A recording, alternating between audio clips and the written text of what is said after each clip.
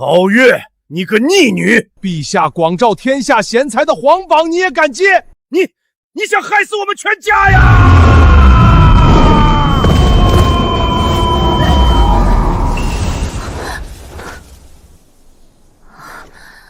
我不是刚做了个局，套了洋鬼子好几个亿，正在庆功吗？这给我整哪儿来了？逆女，你还嫌不够丢人吗？还不给老夫滚下来！下来就下来，你给我等着！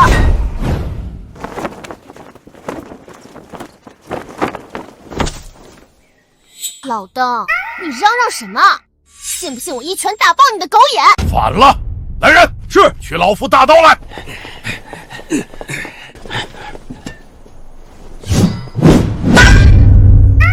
家伙是真的，衣服也是真的。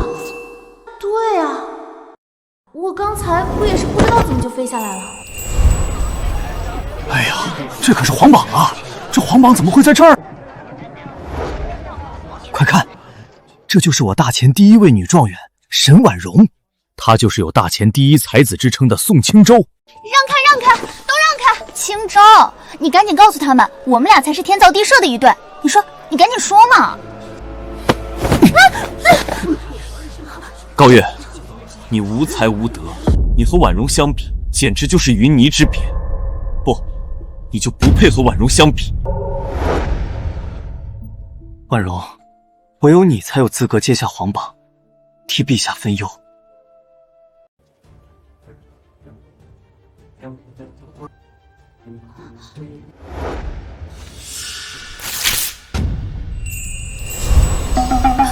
我真是穿越到了一个不仅为了男人争风吃醋，还为男人怒接皇榜的花痴傻女身上。到临头都不知道躲，我留你何用？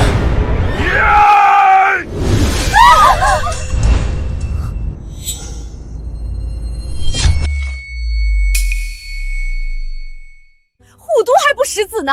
你就这么一个女儿，你怎么下得去手？你要是想杀她，就先杀了我！你把我们娘俩都杀了，让你当一辈子官夫！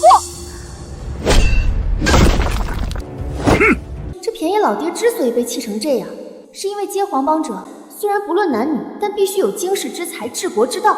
如果沽名钓誉，就得重罪严惩。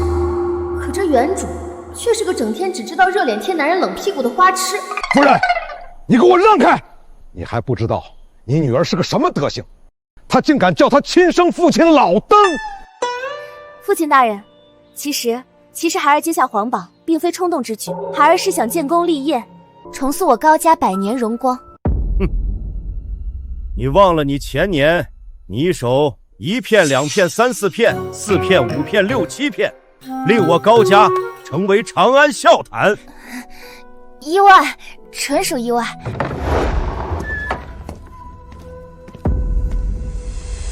高伯父，青州不请自来，叨扰了。渣男出场了！是青州啊，你和月儿自幼定亲，我们一家人不说两家话，何必如此客气？青州此行是来退婚的。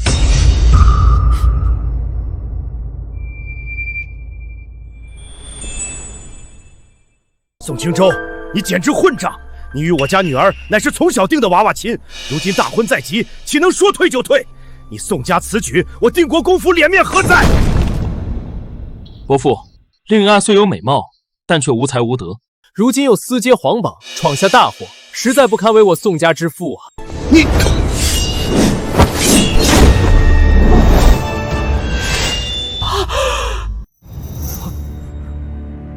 高月，你要干什么？你算个什么东西？一个移情别恋的烂柿子，也敢上门退婚？要退婚，也是我高家退婚。高月，我知道你爱我如痴，这才因爱生恨。可就算这样，我也绝对不会娶你的。你还是死了这条心吧。娘，婚书给我，捡起来，滚出去！你。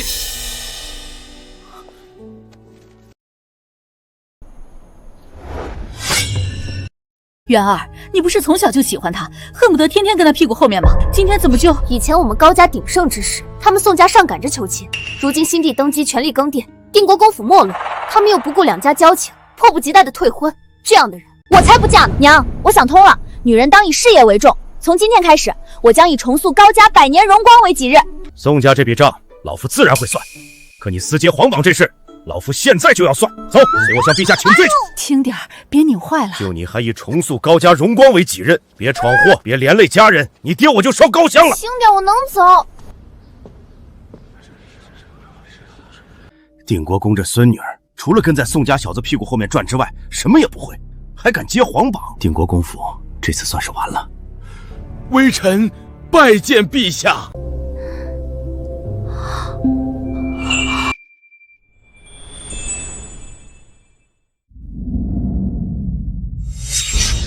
还不跪下！拜见陛下。竟敢如此羞辱于我定要你获罪于朝堂。平身吧。启奏陛下，高月因误会臣与婉容，这才抢先一步私结皇榜，还请陛下恕罪。宋青州，你个又当又立的死渣男，明面是替我求情，实际却是给我扣藐视政权的帽子。朕不管缘由，接了皇榜，就得接受朕的考教。朕来问你，若是你亲手杀了仇人全家，看着仇家满地尸体，心头无比畅快之时，却发现屋内还有一个孩子，你当如何？臣女会说，记住我这张脸，下次见面我就不会手下留情了。这个回答倒也彰显仁义。为了所谓的仁义，不斩草除根，令满门置于危险之中，简直愚蠢。然后我会转身离开，再猛然回头，大声一笑：“小子，我们又见面了。”然后手起刀落，一刀杀了他。那只是个手无寸铁的孩子，你怎么能这么做？你简直是个毒妇！陛下，这样的冷血之人，一旦为官，必定为祸一方。沈庄园和宋公子所言极是。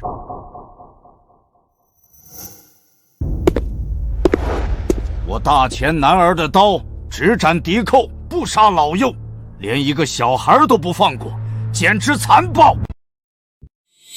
陛下，高月生性如此残暴，还请陛下责罚。朕为何要责罚？破路将军王忠，我爷爷的死对头啊！王老将军说的对，我的大刀确实不斩老幼，但我还有一把小刀啊。巧言如簧，也难掩你残暴本性。沈庄园高风亮节，但我高月只是一介弱女，做不到放过他，令家人在10几年的不安中度过。你怎知10几年后他会报仇？按陛下所设，那小男孩的爹当年要是懂得斩草要除根的道理，又哪来今日的灭门之祸？这是他爹教我的道理，所以我宁可愧疚一辈子，也不愿意担惊受怕一辈子。其实先前的转身再回头只是一句玩笑话，我会给他一些银子，再一把拍在他的肩膀上，然后似有玩味地说一句：我高月的大刀不斩老幼。我明面上放他离去，实则暗中窥探，看他是否投奔亲友或被人接走，然后顺藤摸瓜一并除掉。有的人心眼不仅长在左边，还长在右边，所以还得左右两边各来2刀。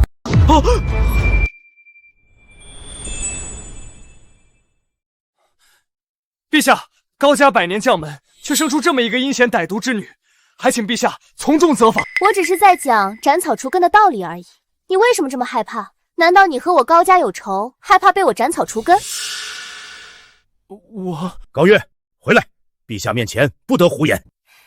陛下，老臣以为高侍郎之女高月所言也不无道理，既是大仇，又何来老幼之分？你的回答，朕很满意。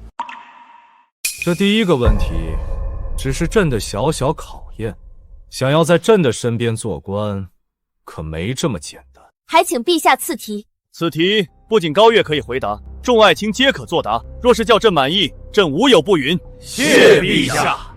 你是江南贫瘠之地的县令，有一茶商看中一处荒山，想要承包种茶，但他要求必须开荒之后才肯承包。可官府库银空虚，百姓懒惰，开荒之事又迫在眉睫。朕已出题，谁来作答？陛下，此题不难，1倍工钱不行，那就2倍、3倍，重金之下，百姓必定响应。朕说过，官府库银空虚，钱从何而来？官府无钱，百姓懒惰，如果不提高工钱，只怕无人响应。陛下，此题无解啊！偌大的国家，比这更难的政事比比皆是，难道就因为看似无解就不解决了？末将不敢。沈爱卿，你乃本朝第一位女状元，你来作答。微臣愚昧，还请圣上责罚。高月，你可有解？请容臣女想想。你接了朕的求贤榜，你可不要叫朕失望啊！陛下，臣女有办法，可如果想都不想就说出办法，岂不是显得我大前的第一才子和第一位女状元太过无能？这有仇必报的性子倒是不错，只希望你真是朕要找的人吧。高月，说出你的办法。简单，臣女的方法名为谢侯局，专治懒惰却贪婪之人。说的简单，看你有什么好计。我若是县令，我会先以3倍甚至5倍的价格雇几名百姓来开荒。本将军还以为是什么好计，原来就这。库银空虚，哪来的钱？人性贪婪，消极怠工，事倍功半啊！我还没说完，你们急什么？这么想表现？刚才陛下让你们说的时候，咱们全哑巴。你们3个今天的话有点多了。微臣有罪。说啊，你们说啊，还说不说了？百姓上山开荒之后，我会再巡一夜，在山上埋些金子。只要有人挖出金子，消息就会迅速扩散，然后就是越来越多的百姓去挖金子。要不了多久，整座荒山就都会被他们开荒成功。库银空虚，哪来这么多金子？就算开荒成功，也花销巨大，不算什么好计。朕说过，不许打扰。你们当朕的话是耳旁风吗？微臣有罪。我不仅可以一文不花，还可以大赚一笔。那些所谓的金子，并不是真金，而是金箔裹铜的假金。百姓挖走所有假金之后，荒山也全部开荒。到了那时候，我就布告全县，荒山是茶商承包，金子是茶商所有，必须归还。如果不还，就是非法占有他人财产罪，要坐牢1月，外加50大板。百姓即便知道是假金，也只有哑巴吃黄连。到了那个时候，我又会说，陛下念百姓不义，特法外施恩，只要罚银2两，就免于罪责。宋大才子，如果你是百姓，是愿意交2两罚银，还是挨打坐牢啊？50大板，不死也得废。我自然是砸锅卖铁，也愿交2两罚银。陛下，这头猪都知道怎么选择，百姓怎能不知我是不是一文不花还大赚一笔？不仅如此，百姓还得一边交钱，一边高呼皇恩浩荡。虽然成功开荒也大赚一笔，可怎能待百姓如此怠惰？是啊，为官者当为百姓父母，虎毒还不食子呢。这高家丫头竟比老虎还毒。高月如此歹毒，还请陛下治罪。臣附议。臣附议。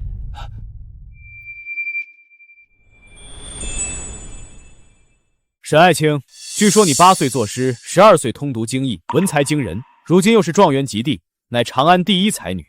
你可有比高月更好的办法？臣暂时还没想到，还请陛下容臣再想想，微臣一定可以。那便是没有。你明明没有办法，还在这里嫌高月所献之计过于歹毒，怎么？你是欺朕年轻，还是觉得朕不知好赖？微臣不敢。微臣不敢。朕刚才出的题就是钱塘知府所奏。高月，你解决了一线难题，朕很满意。说说看，你要什么奖励？朕无有不允。那就先来几个大钱本土小奶狗吧。报！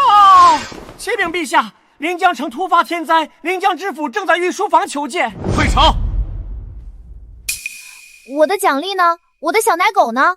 怎么哪里的皇帝说无有不允都是泡影啊？进。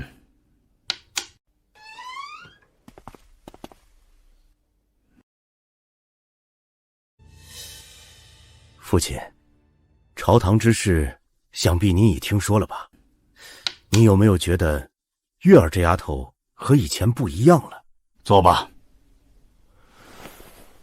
她以前是在藏拙，你真以为我高天龙的亲孙女儿是个只会跟在男人屁股后头转的女人？她的计谋虽毒，但有奇效，也契合乱世当用重点的道理。这丫头连我都骗了，骗你还不简单？老子服你大半辈子，你却还只是个3品侍郎。你什么你？当今陛下用人不拘泥于男女之别，月儿今后的成就，一定比你强。行了，因为江宁天灾之事，陛下今晚必定召见你和宋家父子。切记，一定要带上月儿。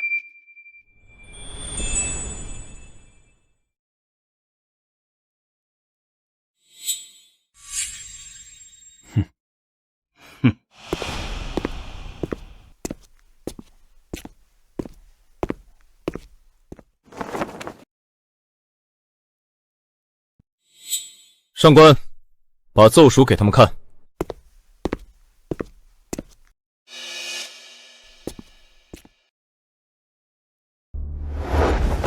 陛下，临江和清水两地突发水灾，梁商趁机哄抬粮价，这是在发国难财呀！陛下，朝廷必须立刻发文赈灾救济，否则恐生事端啊！这就是朕深夜急召你们入宫的原因。如今国库空虚，拿不出多少银子来赈灾。朕要你们想办法，在最短的时间内恢复粮价。沈婉容，你是我大前第一女状元，先帝很是欣赏你的治国策论，朕决定派你去赈灾济民。臣领旨。高月，你今天在朝堂上的表现，朕很满意，你也去。朕的手里有2道没有写你们名字的圣旨。一道去清水县当监察御史，总领赈灾事宜；一道去临江县当监察御史，总领赈灾事宜。你们谁去清水，谁去临江？去清水县，那边民风相对单纯，粮商好打压。爹说的对，选清水县。陛下，臣选择清水县。哼，谁都知道清水县处理起来更简单，你们还真会选啊！爹，他喜欢捡软柿子捏。我就明知偏有虎，偏向虎山行好了。你好了，就这么决定了。你2人明早就出发。臣告退。臣告退。高月留下。今日朝会，朕说过要给你奖励，无有不允，朕不会食言。说吧，你要什么奖励？陛下，我要一个拥有8块腹肌的大钱小奶狗。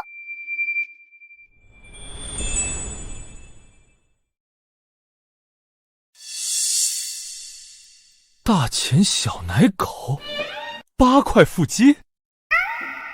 高月，你觉得上官是不是这块料啊？谢陛下赏赐。高御史，本官是人不是狗。哼，好了，你回去准备吧。明天一早，上官与你同行。谢陛下，陛下拜拜。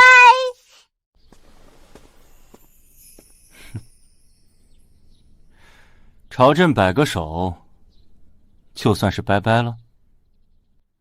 上官，你认为这件差事，他们俩谁会办得更好？沈婉容乃当世才女，熟读史书策论，深谙治国之道。高月虽有些小聪明，但治国治世可不是小聪明就可以的。朕却不这么认为。可他高月到底是不是朕要找的人，还得看这件差事办得如何。你去盯着高月，随时密奏。还有，临江县的粮商根基稳固，不好对付，你务必保证他的安全。是，陛下。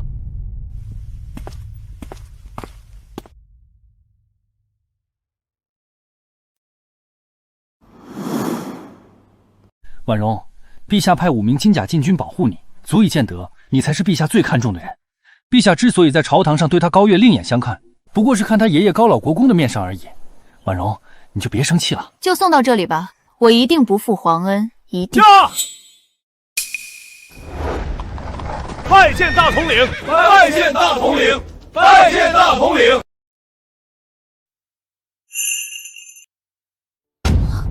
还聊呢？灾情就是命令，灾区的老百姓翘首以盼，你们却在这里手拉手。驾！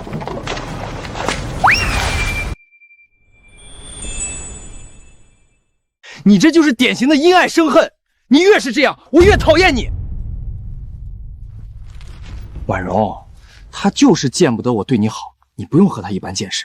只要把这趟差事办好，陛下一定更加看重你。陛下派5名禁军保护我，却派自己的贴身卫士为他驾车，那可是禁军统领2品大官啊！你给我等着，我一定把这差事办得比你出色。我一定要让陛下知道，他看走了眼。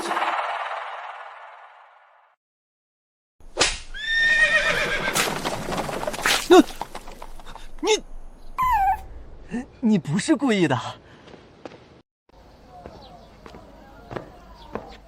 朝廷派来的监察御史怎么还不到啊？大人，您别着急啊。梁家飞涨，前赵、韩、林4大粮商全部阳奉阴违，把粮价从40文一斗涨到100文一斗，百姓民不聊生，本官如何不急？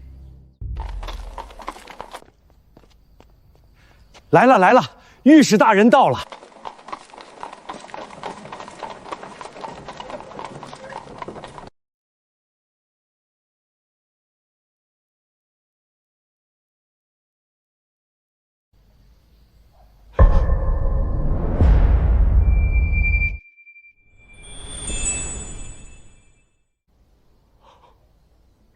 雨的。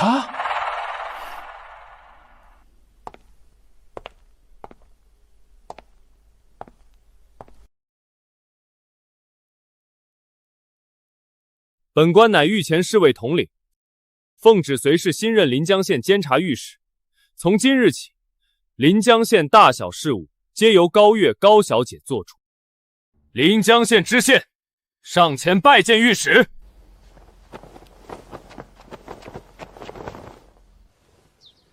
下官杜江拜见御史大人，拜见上官大人。不必多礼，进去说吧。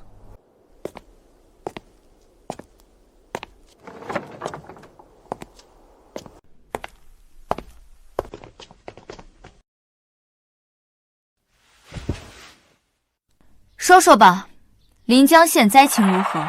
临江连日暴雨，导致江水倒灌，良田尽毁，百姓颗粒无收。而城内粮商则趁机哄抬粮价，短短10日，粮价已从40文一斗飙升到100文一斗。若非本官开放官仓，只怕粮价还会暴涨。本县有多少百姓？本县共有百姓103872户。这么清楚，还不错，是个好官。下官惭愧，能力有限，无法救民于水火，还请高大人奏请朝廷赈灾。朝廷也没多少余粮，陛下也为此发愁呢。再说了，我们也不能什么事儿都找朝廷啊。如果出事就找朝廷的话，那朝廷要你们这些当官的干什么？大人，可有良策？有啊。这第一步就是把官仓关掉。大人何故打趣下官？眼下开放官仓，粮价还难以遏制。一旦关仓，粮价必定暴涨，百姓如何能买得起啊？杜大人，本官不是来跟你解释的，这是命令，必须执行。还有，请4大粮商到府衙一叙，就在今晚。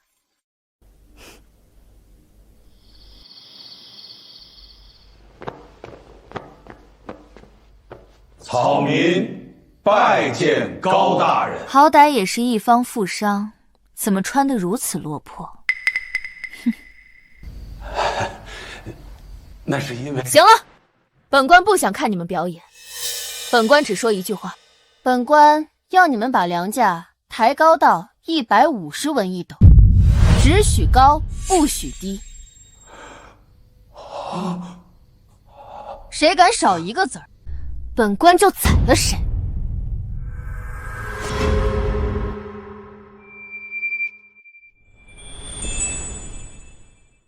什么？150文一斗？谁让你插话的？给我闭嘴！你也不许说话。大人，您说的是真的？大人莫不是拿我等看耍吧？本官虽是女子，却是陛下亲封的钦差御史，怎会言而无信？本官再强调一遍，谁敢把粮价定在150文一斗以下，本官就杀他全家。好，就按御史大人的吩咐办。对了，这县衙年久失修，临江的河堤也早已破旧不堪。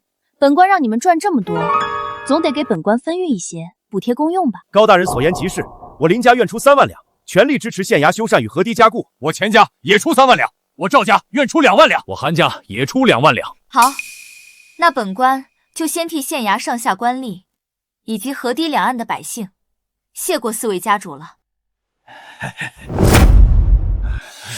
废话少说，回去准备银两吧。明天一早，若让本官看到哪家粮店敢卖低价，本官就亲自去你们家里索命。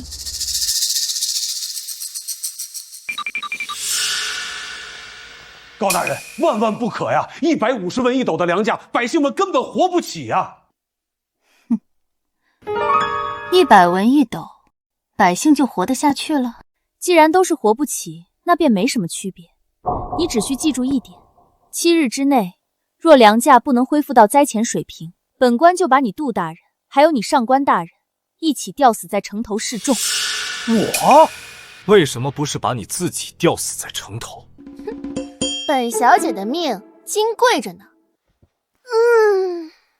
本官乏了，绿萝，扶我回房休息。是，小姐。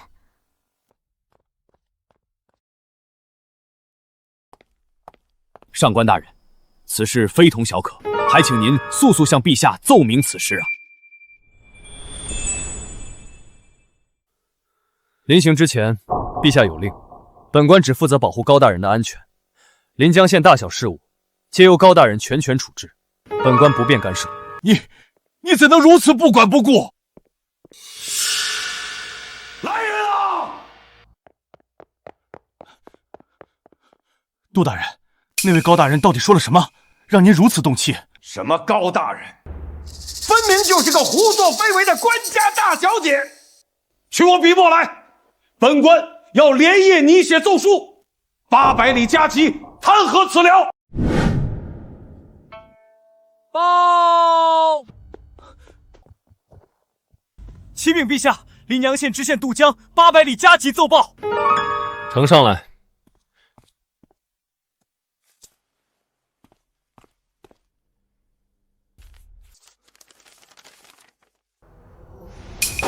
大胆！这个高月太让朕失望了，他竟敢与粮商勾结，将粮价抬高到150文1斗，简直无法无天。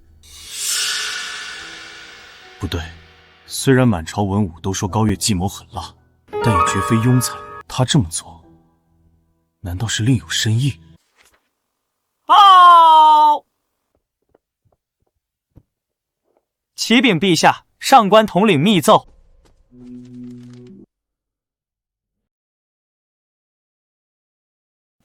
启奏陛下，高月虽向临江4大粮商索贿，又令其抬高粮价，但依臣愚见，高月此举必有深意，请陛下宽限他7日时间，看其能否将粮价降至灾前水平，再做定断。好，朕便信他一次，给他7日时间。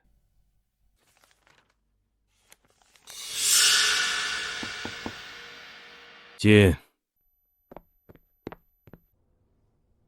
爹，不好了，出大事了！老夫知道，不就是月儿在临江抬高粮价，还公然向粮商索贿吗？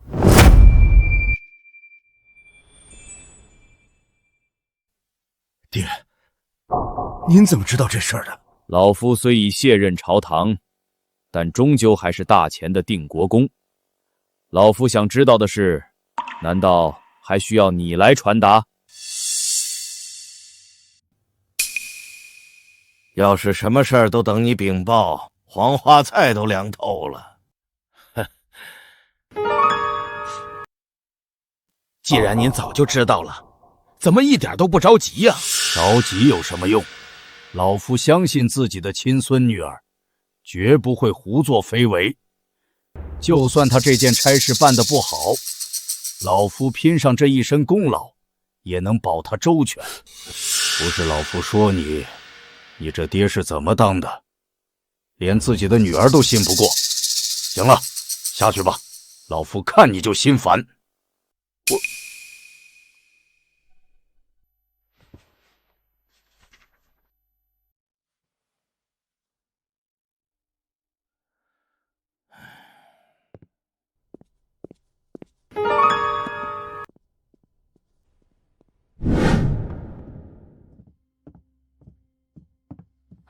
爹，是不是婉容从清水县传回来什么好消息了？不是婉容，是高月那边传来了坏消息。不过对我们宋家来说，这就是天大的好消息。什么好消息？高月到了临江之后，不仅向当地粮商索贿，还命令他们把粮价抬高到150文一斗。你说，这对我们来说算不算绝好的消息？还好我退婚退得早，我就说他无才无德，果然没说错。婉容那边已经把清水县的粮价压低到82文一斗，甚至还有信心再降一些。等婉容回朝复命，陛下必定会明白，婉容才是真正的大前第一才女。你务必把婉容娶回宋家，有了她的相助，我们宋家崛起就指日可待了。爹，您放心，她迟早都是我的人，逃不出我的手掌心。对了，爹，要不要把临江城的消息告诉婉容，让她也高兴高兴？放心，爹早就安排好了。沈大人，临江县的百姓这下可惨了。哦，为何这么说？宋大人那边传来消息，高月到任临江之后，竟然公然向粮商索贿，还伙同他们将粮价抬高到150文一斗。临江的百姓哪承受得起呀？能不惨吗？他们皆是我大前子民，民生疾苦，怎可幸灾乐祸？沈大人教训的是，下官失言了。只能说临江百姓命苦，遇上了这样一个心狠手辣的毒妇。等本官回朝复命之后，再亲自去临江，替他收拾这烂摊子吧。沈大人高风亮节，心怀百姓，不愧是我大前第一才女。你去告诉清水县的粮商，粮价再降8文，他们以45文一斗收购，74文一斗出售，依旧有不小的利润。若是不给本官这个面子，本官便以哄抬粮价之罪拿他们问罪。是，下官这就去办。高月，你这种无才无德的毒妇也配跟我争？宋清州是我的，陛下的青睐也是我的，你什么也得不到。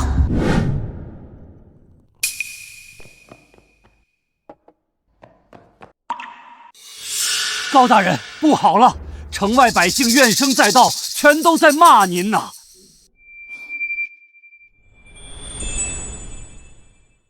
高大人，都这时候了，您怎么还能笑得出口？意料之中，小场面，不慌。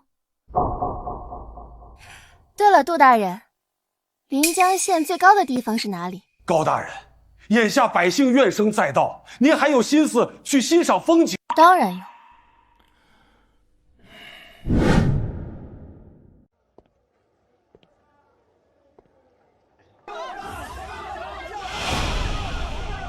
凭什么不是沈庄园来我们临江，偏偏是这个高毒妇来祸害我们？陛下呀，陛下，你这是看走眼了呀！姓高的，你这般祸害百姓，就不怕遭天打雷劈得报应吗？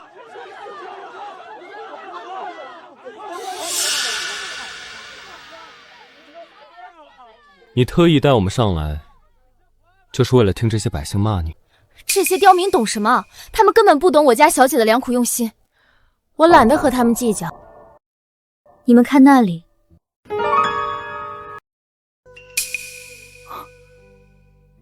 你故意抬高粮价，是为了吸引外地粮商前来。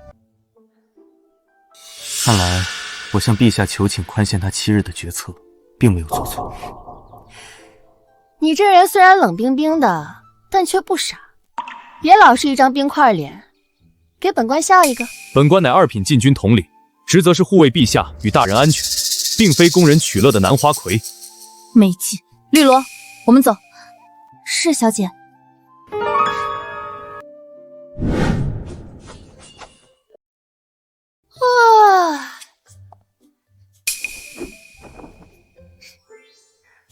还不错哦，毕竟是小姐的御赐小奶狗，自然不能差了。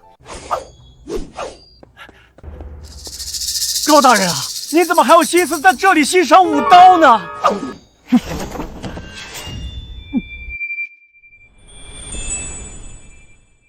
上官大人，下官没惹您吧？给本官记住，本官武刀是陈练，不是供人消遣心神。下官口误，还请上官大人恕罪。倒是一匹脱缰的傲娇小野马，有点意思。高大人，都这时候了，您就别光顾着欣赏点评上官大人了。身为朝廷命官，行事却如此慌张，一点都不稳妥，连我爹都比不上。难怪你40、50岁了，还只是个7品知县。我要是你爹，我非打死你这个目无尊长的逆女不可。高大人，眼下外地粮商疯狂涌入临江，运河都给堵得水泄不通了。下官知道了，您命令本县4大粮商将粮价抬高到150文一斗，就是为了吸引外地粮商前来，想让他们互相竞价杀价，从而压低粮价。哼，可你也太天真了。商人逐利，在巨大的利益面前，他们比谁都团结，根本不可能互相杀价。本官从来就没想过要他们让利，本官只想让他们进来，仅此而已。传本钦差命令，所有涌入临江的粮商，只许进，不许出，违令者立斩不饶。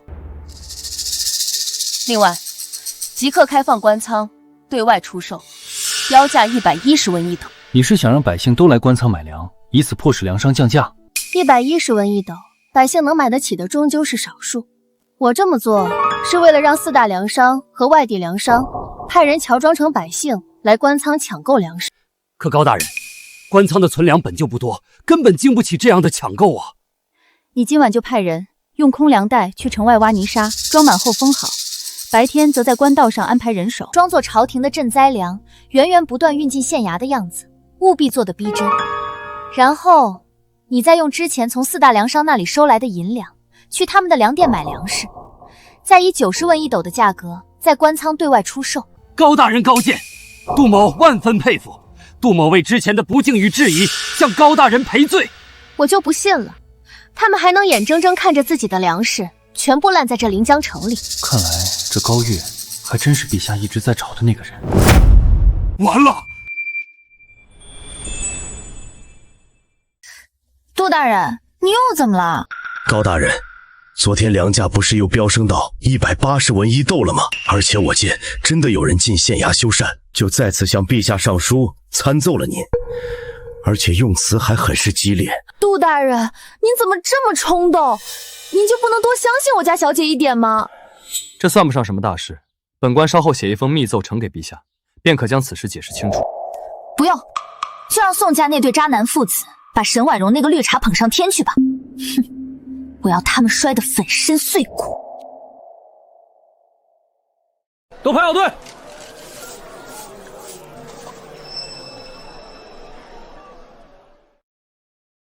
老板，我们还要继续降价吗？再降下去，我们就要亏本了。不对呀，之前不是说临江官仓的粮食库存不多了吗？怎么我们这几日越去抢购，官仓的粮食就越多呢？老板，这几日我每天都能看到粮队从京城方向过来，一车车粮食源源不断的运进县衙，看着不像是假的。坏了，这是朝廷的救济粮到了，快赶紧降价，标75文一斗，一定要比官仓便宜。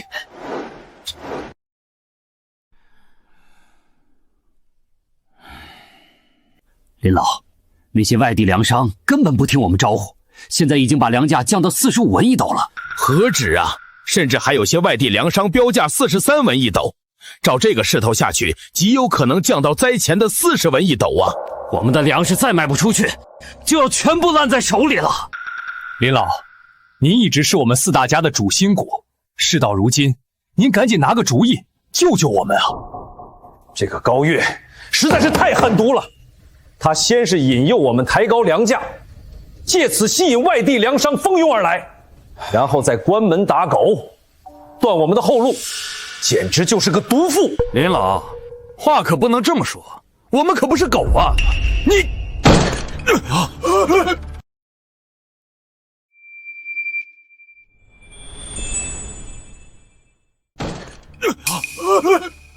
林老，你怎么样？事到如今，我们4大家必须团结一心，绝对不能降价出售。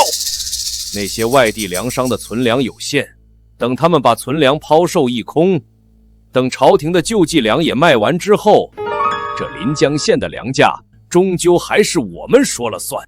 林兄，那我们就先行告辞了。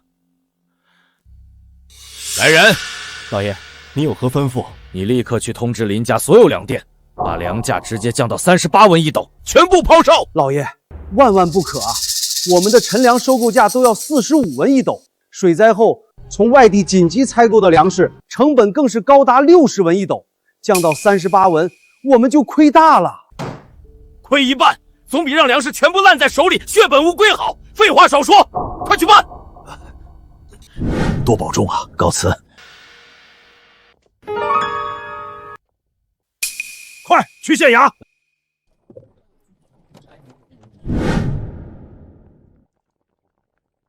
高大人，饶命啊！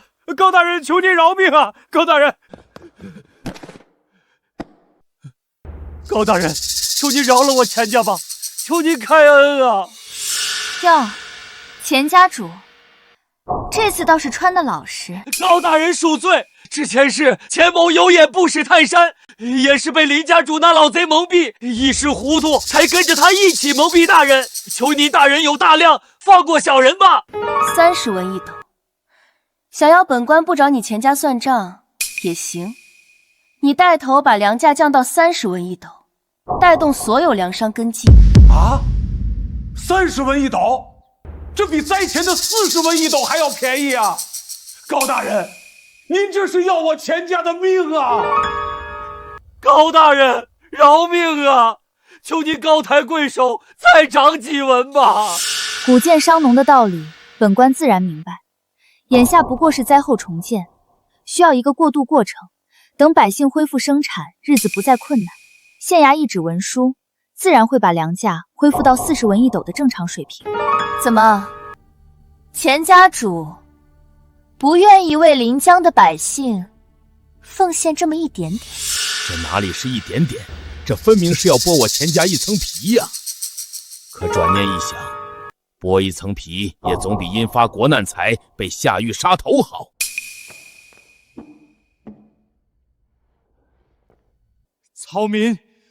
草民愿意。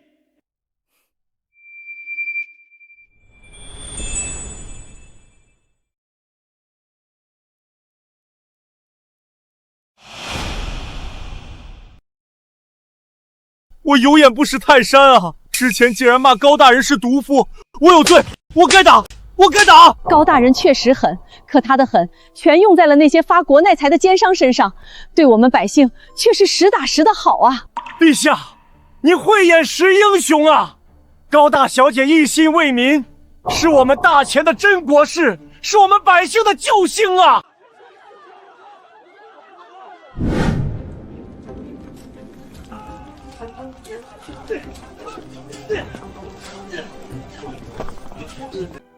下官渡江，带临江县全体百姓叩谢高大人救命之恩。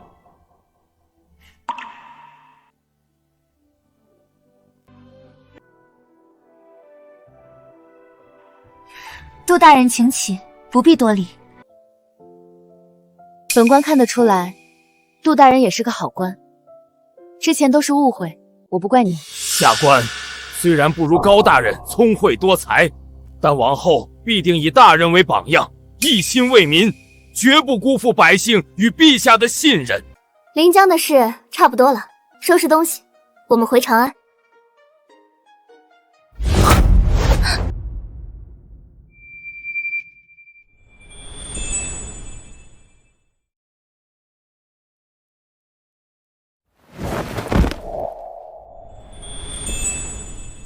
高大人，您没事吧？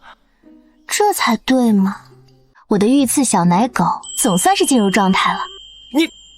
你休要胡言！真是不经夸，扫兴。绿萝，我们走。好的，小姐。以前看他这般跳脱不羁，怎么看怎么不顺眼，现在却是怎么看怎么顺眼。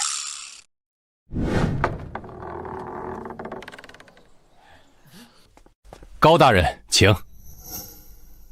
这是你们安排的？绝对不是我们安排的，是百姓得知高大人今早要回长安，自发前来送行的。高大人，百姓们为了能见您一面，有的天不亮就来这里等候了，您还是和他们说几句话吧。好啊，我这就把他们赶走，免得挡了我的路。赶走？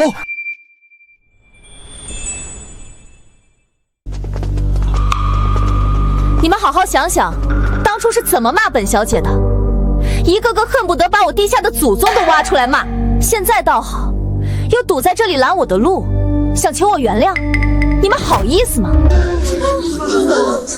大人，我们知错了，是我们有眼无珠，错怪了您，求您原谅我们吧。高大人，您大人有大量，大人不计小人过，就原谅我们这些糊涂蛋吧。高大人，您要是不原谅我们，我们就一直跪在这里，绝不起来。怎么，这是想道德绑架我？少来这套！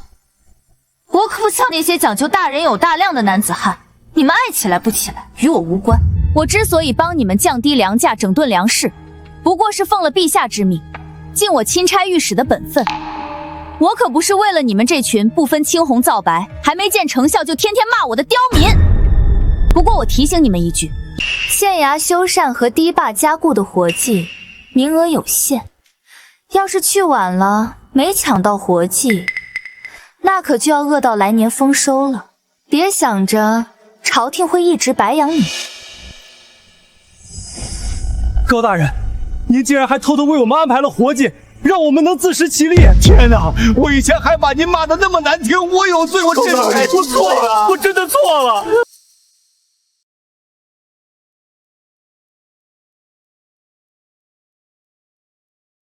小妹妹，告诉姐姐，你以前骂过我没有啊？没有，我妈说姐姐是好人，不让我骂姐姐。你娘不错，你也很乖。黎罗，把我临走前我娘给我的那些糖果拿一些给这小妹妹。是，小姐。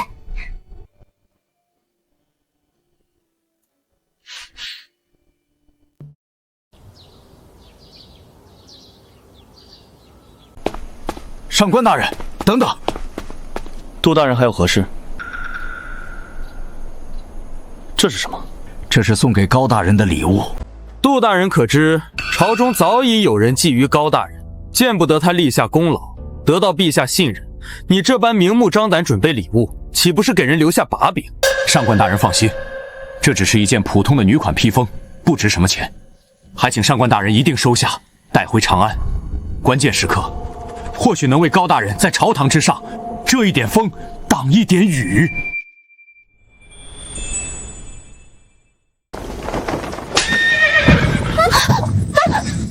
上官俊，你急什么急？赶着回去投胎嘛！高大人，杜大人第二次参奏你的加急奏诏，恐怕早已送到陛下手中，甚至消息也已传到了宋家父子的耳朵里。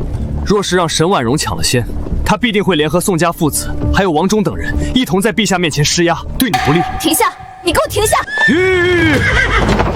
你就一点都不着急吗？不着急，我们正好一边走马一边观花，好好歇歇。高大人，你到底是怎么想的？关乎你的名声乃至性命，岂能如此儿戏？急什么？让子弹再飞一会儿吧。子弹？什么是子弹？跟你说了你也不懂，懒得和你解释，你听我的就行。你给我记住了，在没踏进长安城门之前，你依然是我的御赐小奶狗，依然得听我这个钦差御史的吩咐。不对，不管什么时候，你永远都是我的御赐小奶狗。你随你。小姐，这样慢下来确实不颠了，可我们回去晚了，真的没关系吗？怕什么？反正是公费出差，难得出来一趟，我们必须吃遍沿途美食，看遍沿途风景，养足精神，再回去收拾那些渣男和绿茶。小姐，你说的绿茶指的是人吗？哼，是人也不是人吧。沈状元真是厉害，短短7日时间就将清水县的粮价从100文一斗降至74文一斗，真是大才呀！而且沈状元全程没动用什么强硬手段，既稳住了粮食，又没失了朝廷脸面，不愧是我大前第一女状元。张大人过誉了，刘大人也过誉了，这都是下官分内之事，不值一提。高月，这一次我看你还怎么和我争！我要让你彻底跌进泥潭，永无翻身之日。陛下驾到！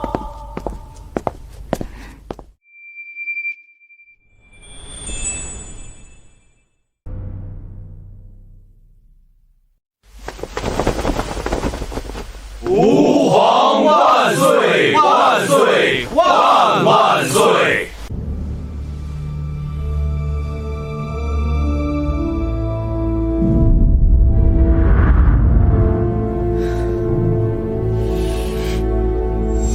启奏陛下，御史高岳到任临江后，公然向当地粮商索贿，勾结粮商哄抬粮价，致使临江百姓民不聊生，怨声载道，还请陛下明鉴，严惩高岳。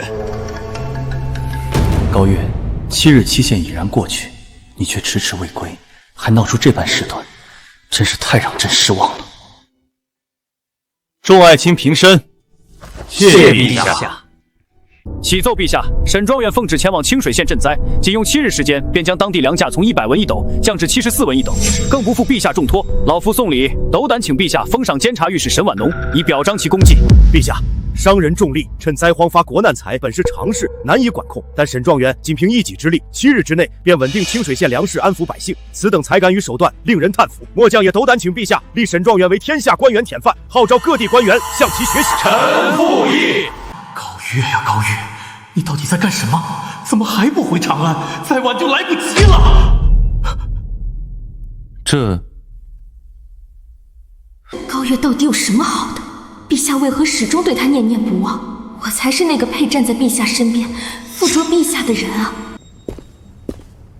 陛下，清水县与临江县相距不过几十里地，沈状元已然办完差事，如期回朝复命。想来高岳也应该快回来了吧？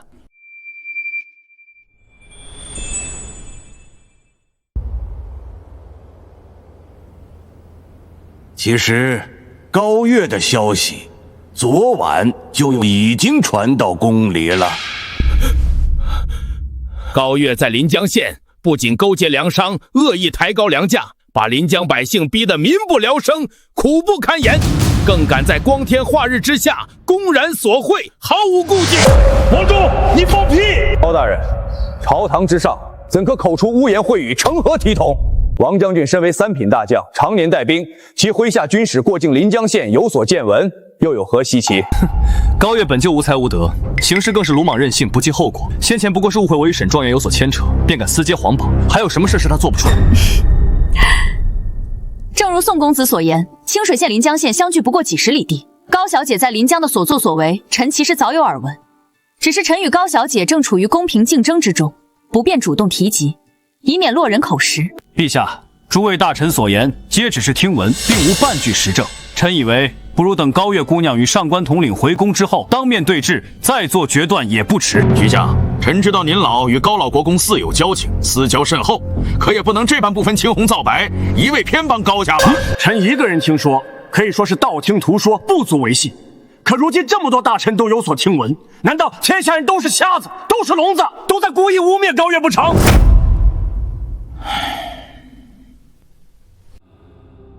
高岳，你要是再不回来，朕也帮不了你。定国公高天龙到！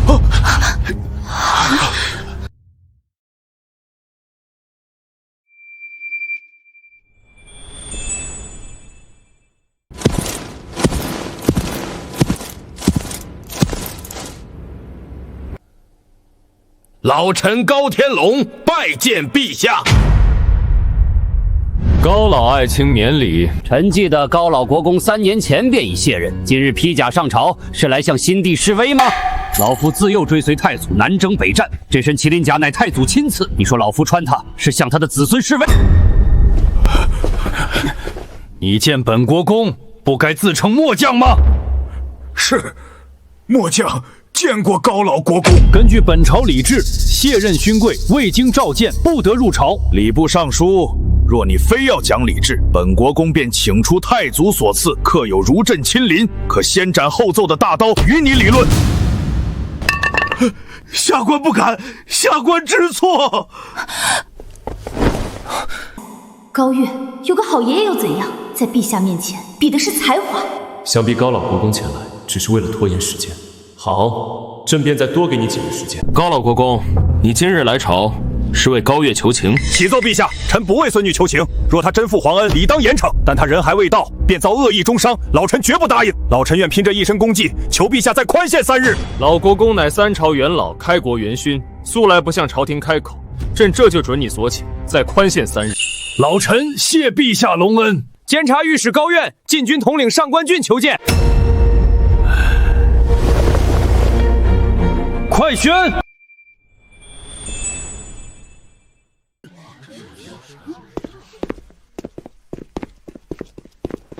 臣，爷爷好帅啊，简直帅得我想当场为您吟诗一首。您这是要出山当元帅吗？要打谁，我给您当军师，保证把对面元帅坑得哭着来求您。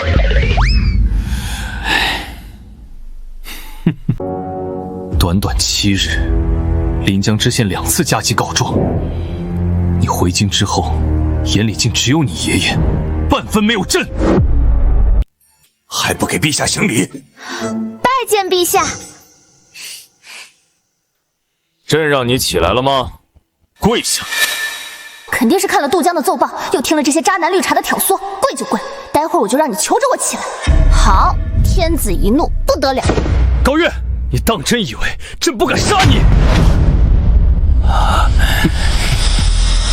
高月，不许对陛下无礼！小女年幼无知，不懂规矩，还请陛下恕罪。都敢勾结粮商，搜刮民财了，还敢说年幼，分明是心术不正。我就说嘛，她本就是个无才无德、不知天高地厚的女人。你们，高月，你自己找死！就算有你爷爷在，也救不了你。陛下，臣有话要说。说。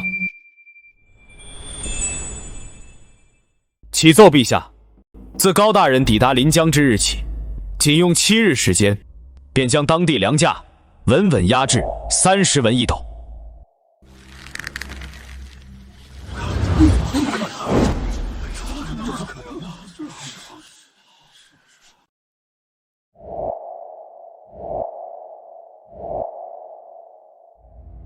既然如此，那临江知县杜江为何要2次加急参奏高月，说他勾结粮商搜刮民财？什么？陛下早就收到临江知县的加急参奏了，那陛下为何？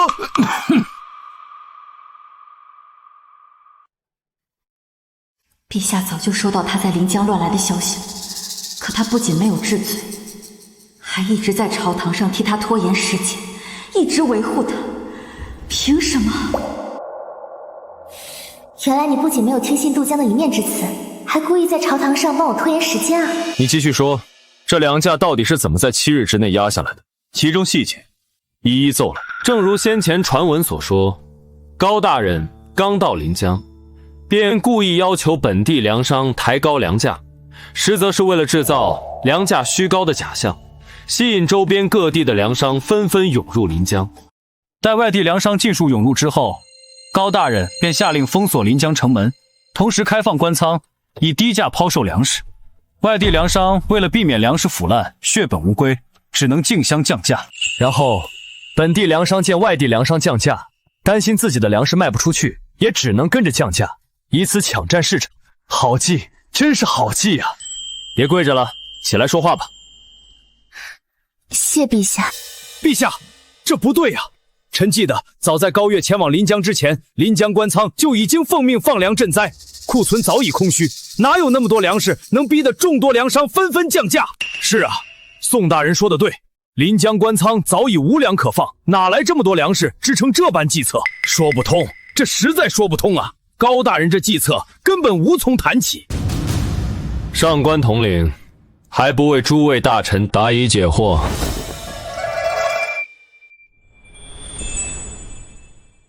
首先，高大人连夜命人用粮袋状填满泥沙，待到白日便装作朝廷运粮队，在临江县衙门口公开卸货，故意制造官粮充足的假象。其次，我们每一次下调官粮价格，放出的官粮大多被粮商抢购一空，而高大人则用卖粮所得的钱收购粮商们再次降价后抛售的粮食，循环往复。原来如此，竟是这般妙计。这便是民间所说的空手套白狼啊！4两拨千斤，妙不可言。老高，不愧是你的亲孙女儿，竟能把行军打仗的兵法活用到商战之上，厉害！许相过誉了。别跪着了，起来说话。不急，还有人没发难呢。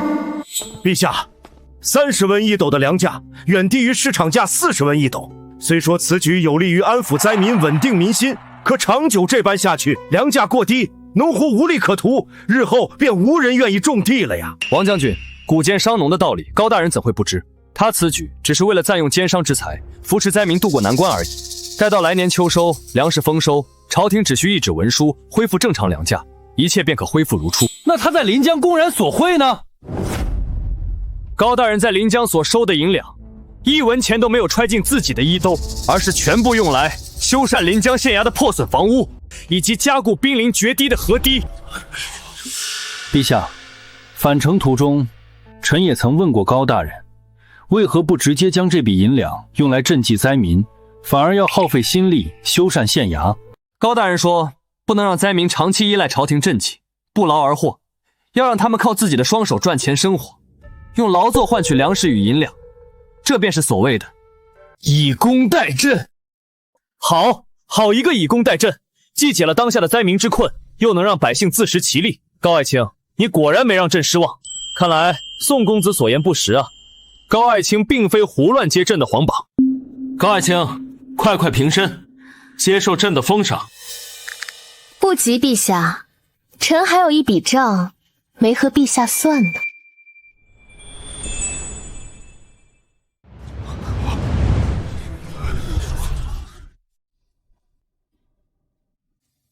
还敢找陛下算账？高月，你也太看得起自己了。今日就算有你爷爷护着，你也难逃责罚。陛下，高月此举大逆不道，对陛下大不敬，目无君上，还请陛下严惩，以正朝纲。高月，你仗着赈灾有功，便敢如此放肆，公然对陛下不敬，简直罪大恶极，罪该万死！陛下，小女年幼无知，不懂君臣礼数，一时糊涂才口出狂言，还请陛下念在她赈灾有功，饶她一次。高月，你好大的胆子，还不速速向陛下认罪求饶！高老国公，太祖高皇帝临终前曾赐你对大前后世君王免贵之权，先皇尚且不敢抗旨，朕怎敢有违？况且朕也想知道，高爱卿要和朕算什么账？月儿，爷爷应该相信，就像相信你在临江赈灾绝不会胡来一样，相信你自有分寸。可你又怎能当着满朝文武的面，公然说要找陛下算账？这可是大不敬之罪呀！接下来，朕要和高月算账，你们谁敢多说一个字，死！我就不信了，你这般放肆，今日还能活着走出这皇宫大殿？高月，现在殿内只有你我2人可以说话，说说看，你要和朕算什么账？谢陛下。你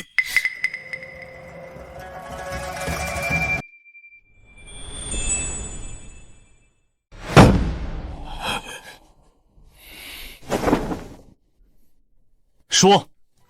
挺帅的嘛，我想什么呢？现在不是欣赏美男的时候，我得让他明白，混得再好，地位再高，也要懂得低头。敢问陛下，臣恭奉旨回朝面见陛下，是否应当先行跪拜问安？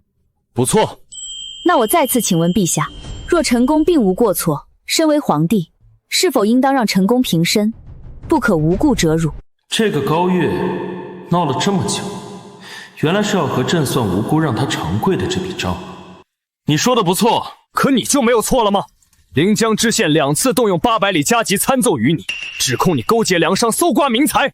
要不是朕对你仍然抱有期待，念你或有隐情，朕早就一道圣旨赐死你了。果然，哪里的皇帝都一样，明明理亏，却偏偏知错不认错。不过，我今天非要让你认下这个错不可。古语有云，用人不疑，疑人不用。陛下既然派我前往临江赈灾，且说好以7日为限，就应当安心等待7日，看最终结果再做定论。可陛下仅凭临江知县的一面之词，便心生怀疑，这难道不是怀疑自己的眼光？说的直白一点，就是陛下对自己不够自信。我还没说完呢，陛下最终没有下旨赐死我，仅凭这一点，就说明陛下还不算昏君，还能明辨是非，留有分寸。陛下能忍到这个时候，也算是奇迹了。可你高月再能言善辩，也绝对不能再创奇迹。还好我当初果断退婚，不然娶了这么一个目无君上的女人，岂不是要连累我宋家？陛下竟然能忍他到这个地步，凭什么？他不过是仗着有几分小聪明，凭什么能得到陛下的这般纵容？完了，月儿这是真的把陛下惹急了。有点意思，这般直言不讳，步步紧逼，倒是有几分置之死地而后生的意思。臣在这里先拜谢陛下，没有仅凭临江知县的一面之词，便赐死臣。好了，我们继续算账。你还要算什么账？算账就得一笔一笔算清楚。陛下没有仅凭参奏就杀我，我刚才拜谢皇恩，就算是平了这第一笔账，接下来就该算第二笔账，难道不是吗？你有点意思，竟敢这么跟朕叫板，今天朕就陪你算到底。你继续说。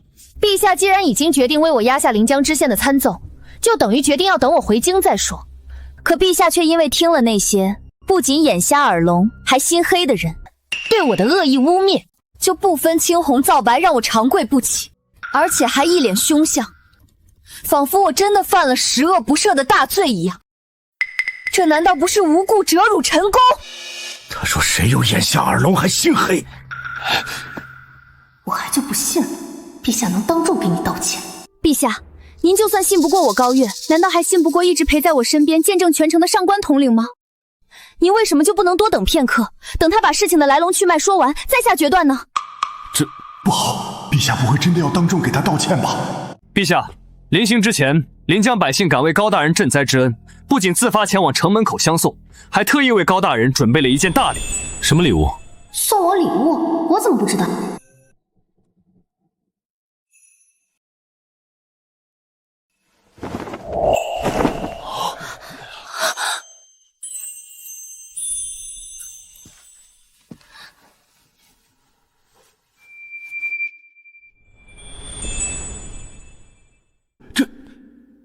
这是万民披风。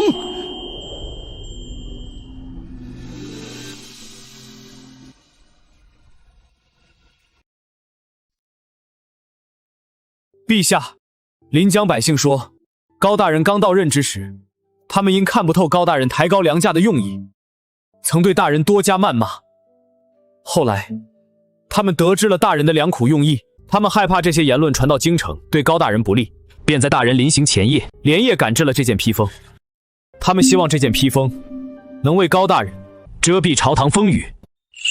看来这高侍郎之女，并不像传闻那般无才无德啊。毕竟是高老国公的孙女，高侍郎的女儿，出身将门世家，怎么会真的无才无德？他以前难道是为了藏拙？应该是了。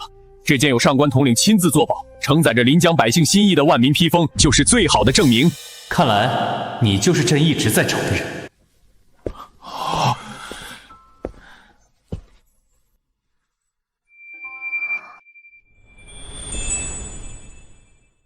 皇帝竟然亲自拉他起来，这哪里是创造奇迹，这分明是创造了天大的奇迹啊！他为了让我回心转意，竟误打误撞地创下这等奇迹。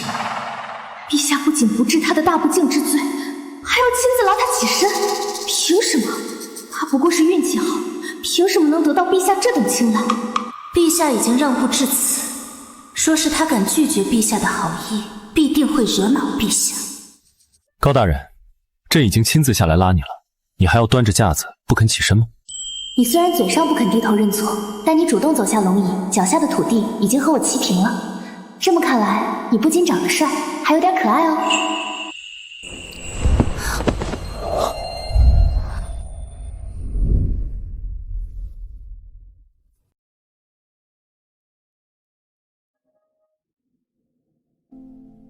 陛下，低头，皇冠会掉吗？什么意思？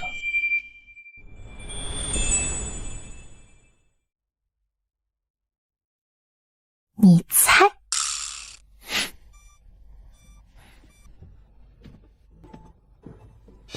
陛下竟然亲手拉他起来，甚至还和他那般亲近，他凭什么呀？高月，我万万没想到，你为了引起我的关注，竟然敢冒险调戏陛下。可即便你做到如此地步，我也绝不会喜欢你。陛下对高月的态度，可不仅仅只是欣赏人才那么简单，这般纵容，怕是对宋家不利呀。陛下这是什么意思？一会儿拉他起来，一会儿又甩脸子，我怎么看不懂呢？破卢将军，你也就只会带兵去破奴了。嘿，你个！诸位，临江清水2县的赈灾现已结束。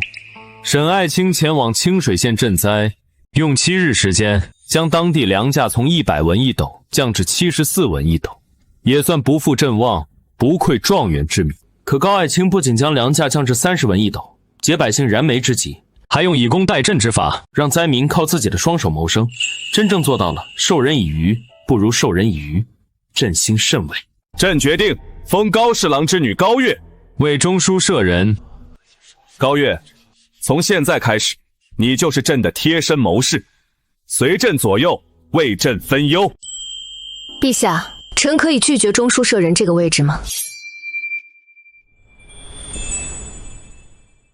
为何？启奏陛下，臣精通商道，想去户部为陛下分忧。户部侍郎高封之女高月，赈灾有功，现封为户部员外郎，仍保留监察御史之职。谢陛下。大前状元沈婉容聪慧过人，朕封你为中书舍人，随朕左右草拟文书，出谋划策。婉容，快谢恩啊！臣沈婉容谢陛下隆恩。退朝。这高冷帝王也有变收起小媳妇的时候，还别说，怪可爱的。给皇帝当小蜜的好事，让给你了，不用谢哦。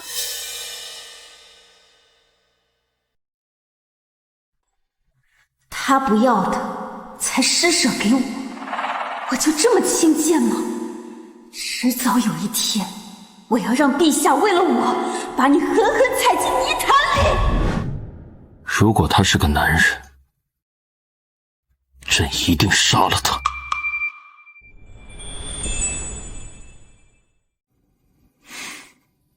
因为她是女子，所以你想纳了她，有何不可吗？陛下，臣以为您与高大人不合适。上官俊，不会说话的时候，你就不要多话。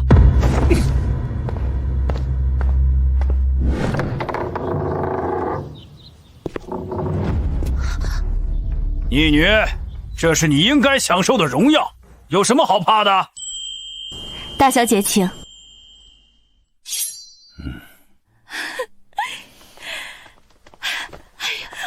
我的好女儿可算出息了，以后在那些贵妇的茶话会上，我终于能扬眉吐气，好好炫耀我的女儿了。这个欢迎仪式是特意安排的，可母亲脸上的扬眉吐气，爷爷和父亲眼底的骄傲，还有下人们眼里的尊敬，却都不是演出来的。这也足以见得，从前的那个高月，真就是一个让家人蒙羞，只会追着男人跑的花痴恋爱呢。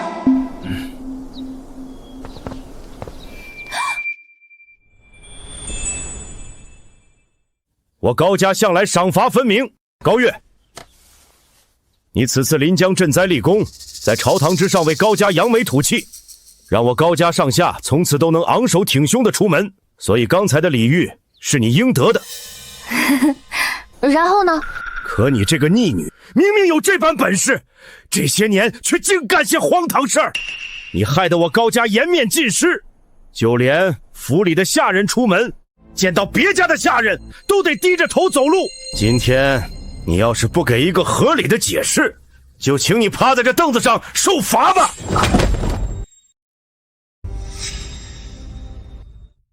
看得出来，爷爷和母亲都没想真的收拾我，只是想借着今天之事让我给个合理的解释。也就只有你这个老登一门心思要跟我算旧账，真想给我来个所谓的赏罚分明。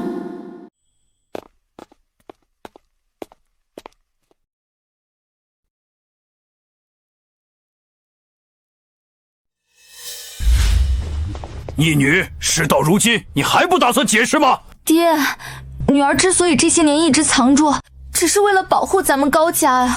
哼，你觉得这种鬼话我会信？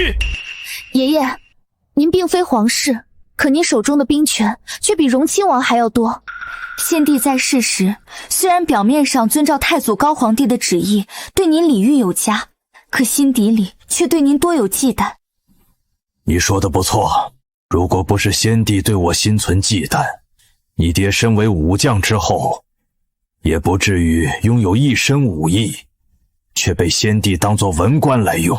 所以我不能表现出半点才华，只能让先帝认为定国公府的唯一孙女儿是个毫无希望的蠢材。唯有这样，先帝才不会有拉我们全家给他陪葬的心思。这个理由说得过去，但还不够。按理说，先帝暴毙，新帝登基，根基未稳，正是急需有才之士辅佐，成为天子近臣的时候。你为什么不在那个时候就袒露才华，为高家谋得更好的前程？父亲大人，您可曾听说过有一门名叫以彼之道还施彼身的功夫？世上还有这样的功夫？你过来！原来是你害玉儿在新帝登基的关键时候连才华都不敢展示，是你让我在一众贵妇面前这么久都抬不起头，该打该打！逆子，你还有脸叫玉儿逆女？爹，不是这样的，您今日亲眼所见，他连陛下的赐封都敢拒绝，哪里胆小，哪里怯懦了呀？逆子，还敢顶嘴！你个逆女，你是真的心狠手毒，你连亲爹都算计啊！爹，这就叫做以彼之道还施彼身。我明明是为了保护高家才故意藏拙，爹却真的以为我不争气，每天不是追着我骂就是追着我打。就宋清舟来退婚那一次，我不也是为了躲爹的打骂才爬上房的吗？娘也都看到了，我不过是接了个皇榜，爹就气得要劈死我。我哪里敢在陛下登基之初就贸然展露才华，只怕我还没来得及展露半分才华，刚说一句我有才，爹就得一巴掌把我打飞了。爷爷，爹年纪也不小了，下手轻点，可别真把他打坏了。瞧瞧，月儿还知道为你求情，多懂事的女儿。看在月儿的面子上，老子今天就饶了你这一次。爷爷，那我回房了。月儿，荣亲王向来将我定国公府视为眼中钉肉中刺，你可有应对之法？我有一计，可让荣亲王一家满门抄斩。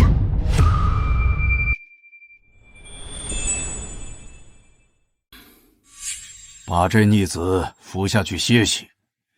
今日月儿说的话，就当从没听过。不是，爹，您还真信他呀？就算陛下和荣亲王有矛盾，那也是陛下的亲叔叔。住口！下去。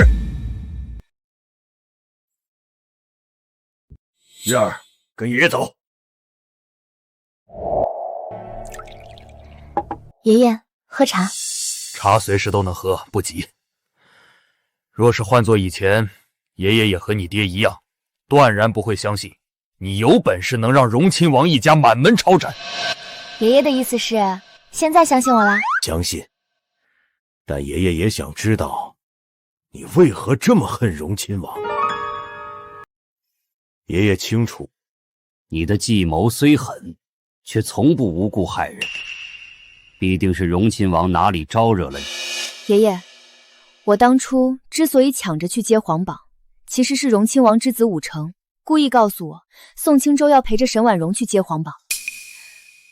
武成以为我只是一个只会追着宋清舟跑的花痴女，觉得只要我敢接皇榜，必定会惹得龙颜大怒。到了那时候，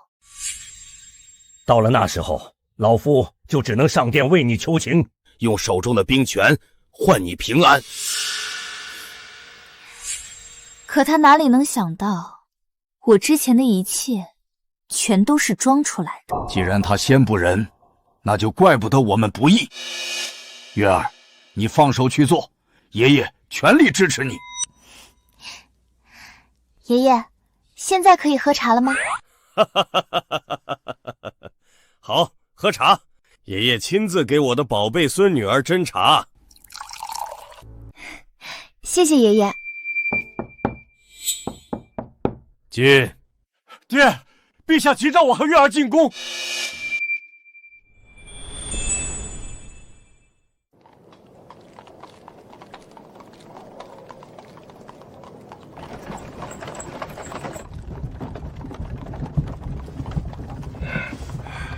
你爷爷和你说了什么？爷爷不是特意叮嘱过，让你别多问吗？你，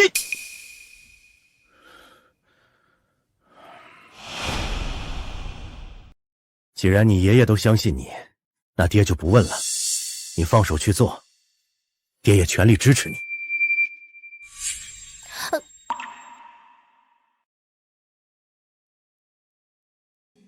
这就是刻进骨子里的肌肉记忆。其实也不能完全怪这个便宜老爹，我要是他，生出这么一个整天只知道追着男人跑的花痴傻女，只怕打得比他更狠。月儿，爹以前误会你，委屈你了，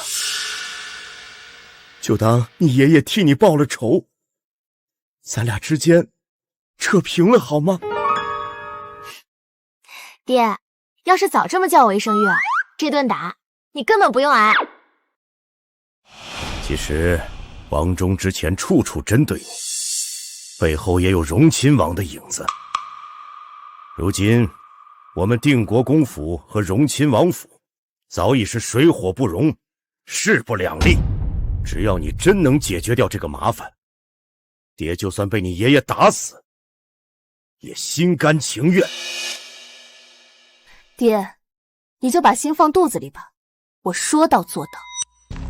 放行。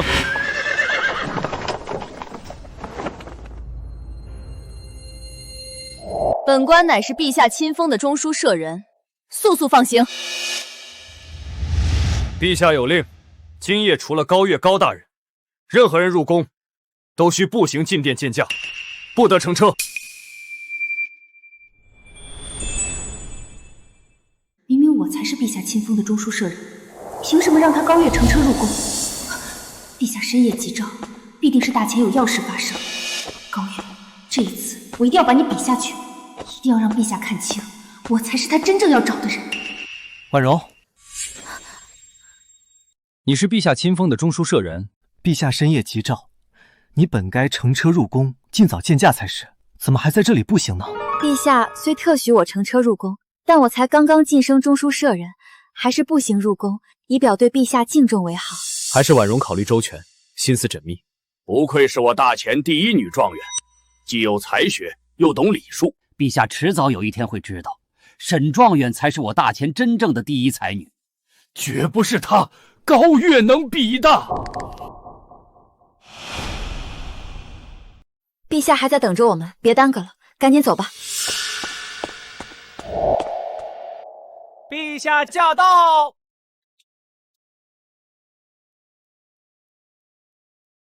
免礼，朕深夜急召你们前来，是有要事要与你们商议。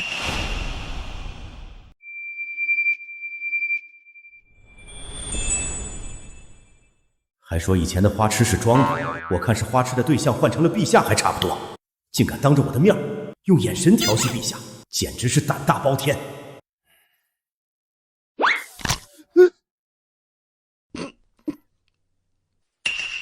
高爱卿，你这是怎么了？臣没事，只是出门时不小心摔了一跤，臣不劳陛下挂心，还是请陛下说说，深夜急召我父女二人入宫，有何要事吧？这是关中来的加急奏报，你们仔细看看。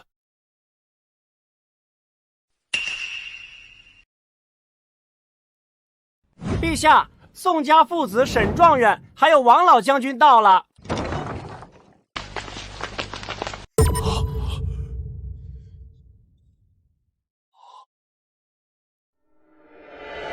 陛下深夜急召我们商议家国大事，你一个小小的6品员外郎，有什么资格来这里？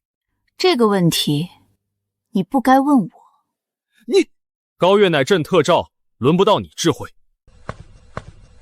把奏授给他们，也让他们看看关中的情况。还野兽？中书大人学识渊博，想必能有应对之法。我们等你高见哦。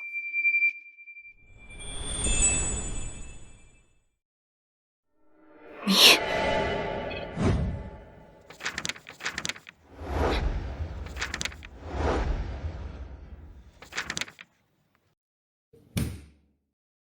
都把眉头皱着做什么？朕召你们前来是让你们出谋划策，解决蝗灾之患的，不是看你们在这里皱眉头的。陛下息怒，自古蝗灾便难以防范，如今关中突发蝗灾，实乃天罚降临。为今之计，也只有尽快筹措粮草，运往关中，以备灾用。天罚？宋大人难道是说，这场蝗灾是上天对朕这个皇帝不满，特意降下的惩罚？老臣不敢！关中大地不仅是我大钱的粮产要地，更是数百万百姓的聚居之地。一旦蝗虫肆虐，粮食绝收，必定会民不聊生。你们若有良策，尽管说来，说错不罚，说对有赏。陛下，自古蝗灾都伴有灾民造反，所以老臣认为，除了征调粮草运往关中赈灾之外，还应立刻部署大军，如有灾民哗变，可及时镇压。陛下，眼下蝗虫尚未大举爆发，若此时直接派兵前往关中，只会引起灾民恐慌，反倒适得其反。更何况大军一动，所需粮饷数字巨大，与其如此，还不如全力筹措粮草赈灾。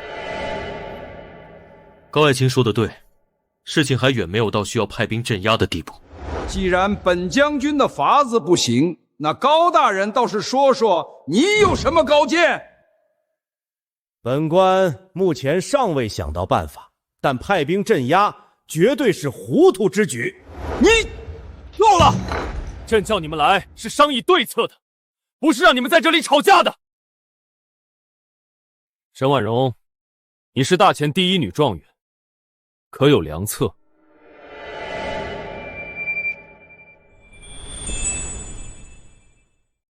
陛下，蝗灾自古便无人能真正遏制，更何况关中刘据守已上书奏明，当地已有蝗虫出现，田间地头遍布虫卵，这些虫卵深埋地下，无法彻底根除。眼下，朝廷别无他法，唯有尽快筹措粮草，做好赈灾准备。飞蝗过境，寸草不生，百姓颗粒无收。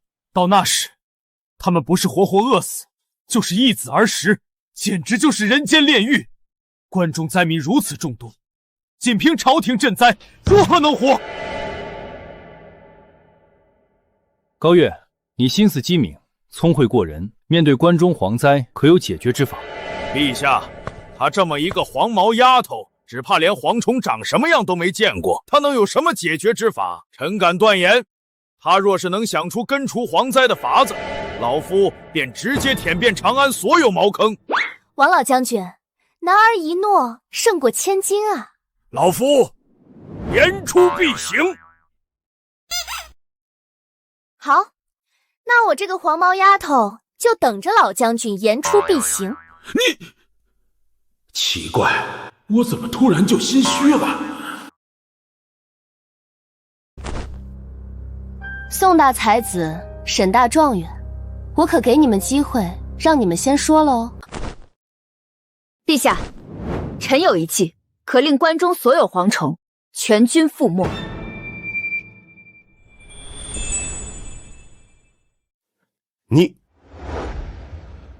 我应该相信月儿才是，可他连蝗虫都没怎么见过，又怎么会有对策？正如刘太守奏报所说，关中虽有蝗虫出现，但大多还只是虫卵，尚未孵化。既有大量虫卵，就必定爆发蝗灾，且虫卵深入地下，难以根除。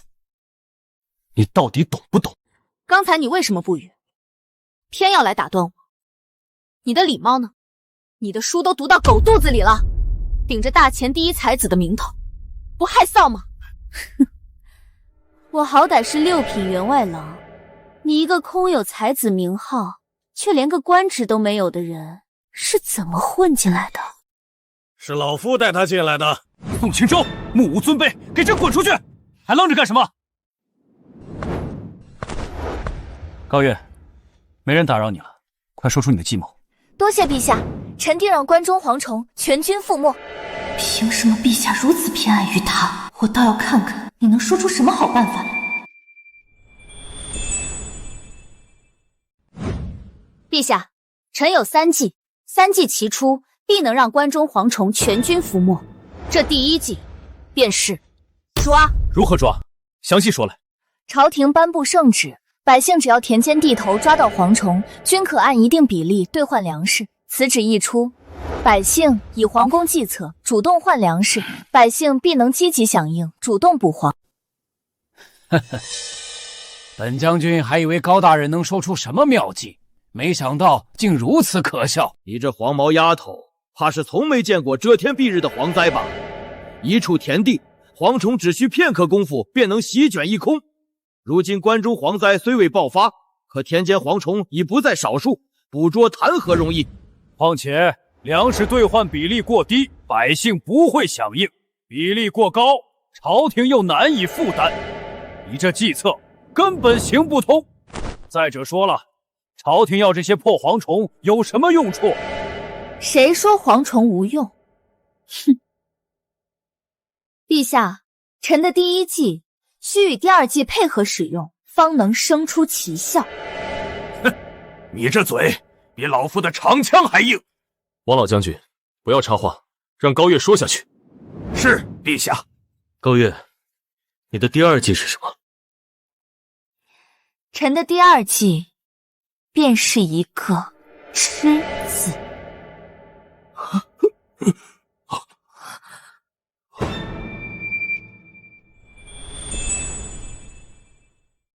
朝廷用粮食换蝗虫后，将收集的蝗虫烤制晒干，不仅能吃，还味如飞虾，十分美味。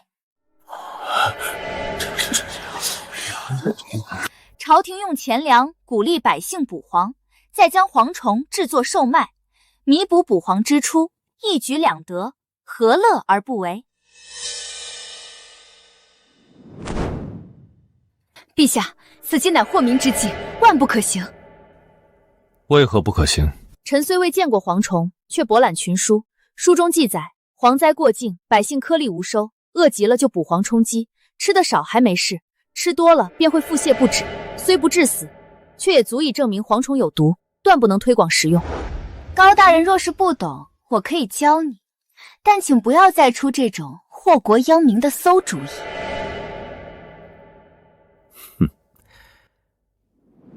陛下，沈状元所言极是。老臣曾在青州任知县，当地爆发蝗灾时，老臣亲眼所见，百姓吃蝗后虽不致死，却都会身体不适。高大人此法实乃祸民之举。哼！陛下，高月尽出昏招，还请陛下降罪责罚。月儿这计策确实欠妥，也罢，收蝗虫的钱粮，我定国公府来出。陛下，小女考虑欠短，我定国公府愿出钱收蝗，即便砸锅卖铁，也必为国分忧。高月能为国献策，本就该鼓励，朕怎能让你定国公府独自承担？这个便宜老爹，终于配得上我这声父亲大人。父亲大人，月儿绝不让你输。就凭你这句话，我也不会让你输。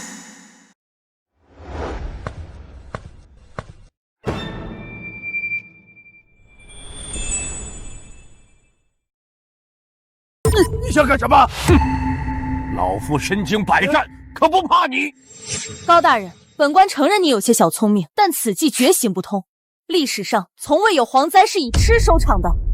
历史上没有，就一定是错的。如果没有创新，哪里来的神农尝百草？陛下，关中蝗虫尚未成灾，眼下虫卵居多，这正是破局的关键。蝗虫种类繁多，肆虐关中的主要是东亚飞蝗和沙漠蝗，这两种蝗虫都分为独居和群居两种形态。简单来说，蝗灾未爆发，蝗虫未成群时，通体呈绿色，这时候不仅无毒，还肉质鲜嫩，营养丰富，炸完之后犹如飞虾一般美味。可蝗虫一旦铺天盖地，身体就会变为灰黑色或黄色，这时候的蝗虫才如沈大人所说，吃多了会不适，也就是所谓的有毒。眼下关中蝗虫还没成灾，正好鼓励百姓捕捉绿色蝗虫制成美食，既能避免蝗虫成灾变成有毒之虫，又能弥补捕蝗之出。我大前人口众多，美食文化深厚，总有重口味的人愿意尝试，只要味道绝佳，就不愁炸蝗虫卖不出去。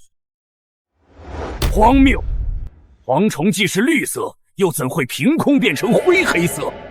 陛下，此女胡言乱语，妖言惑众，恳请陛下重罚。沈爱卿，蝗虫当真有两种形态。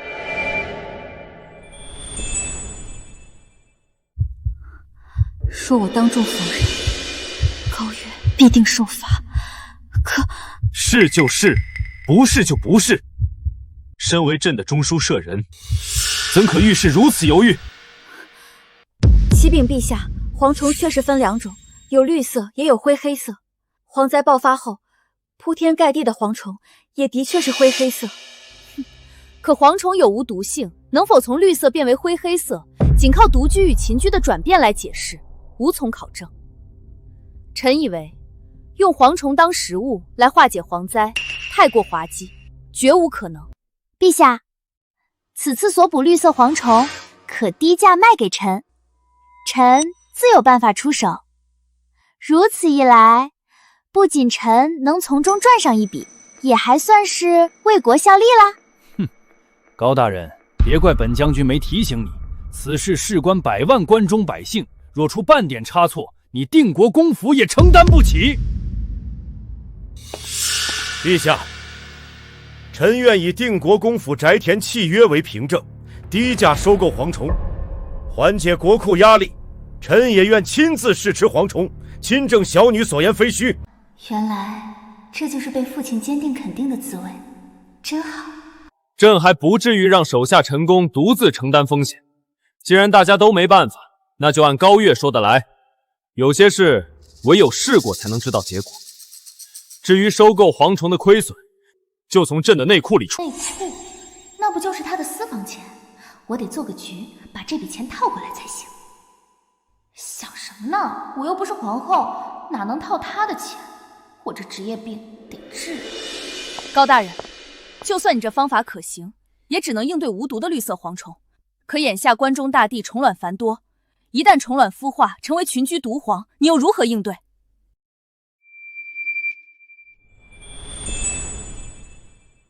沈状元说得对，那些深埋地下的虫卵，你又打算怎么解决？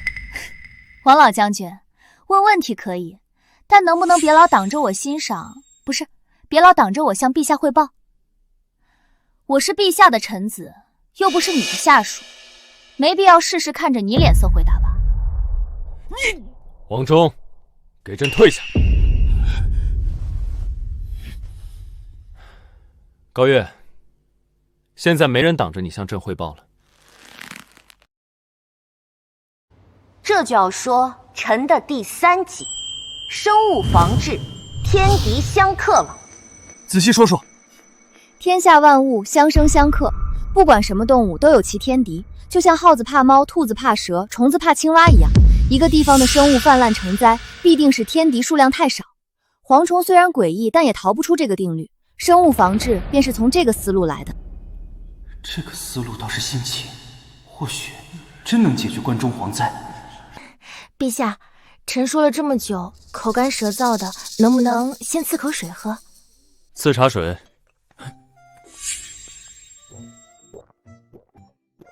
那是朕喝过的。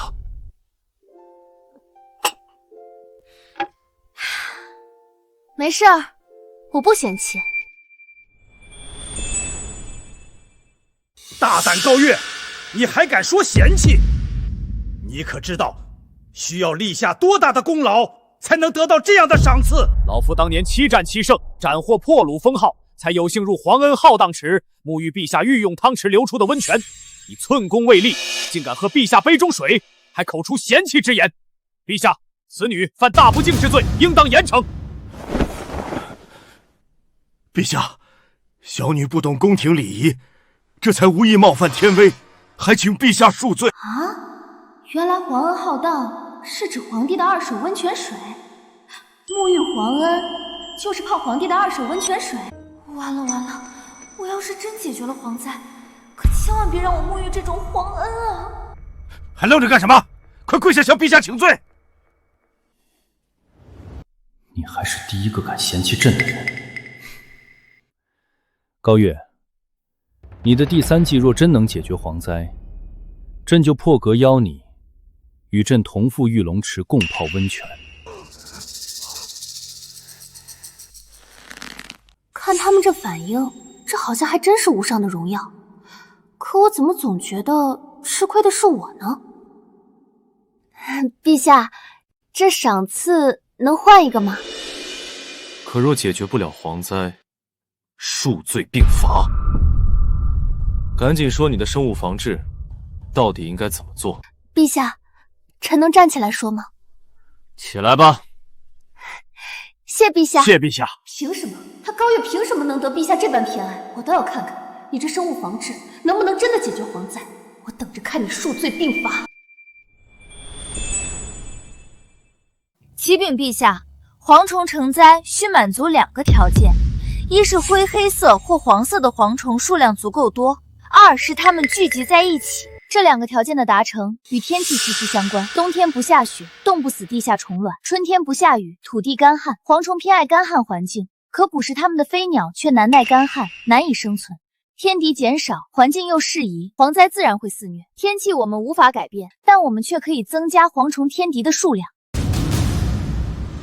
有些道理啊。陛下，臣的方案是速速在长安周边召集5万只鸡鸭，组成鸡鸭联军，火速运往关中。1只鸡鸭一天能捕食上百只蝗虫，5万只鸡鸭一天便能吃掉1000万只蝗虫，只需10日便可吃掉上亿只蝗虫。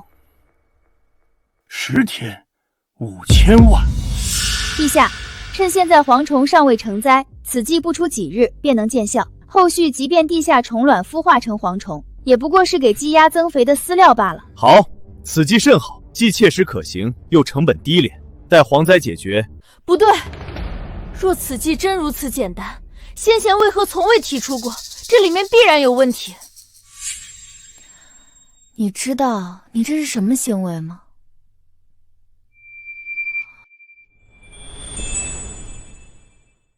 什么行为？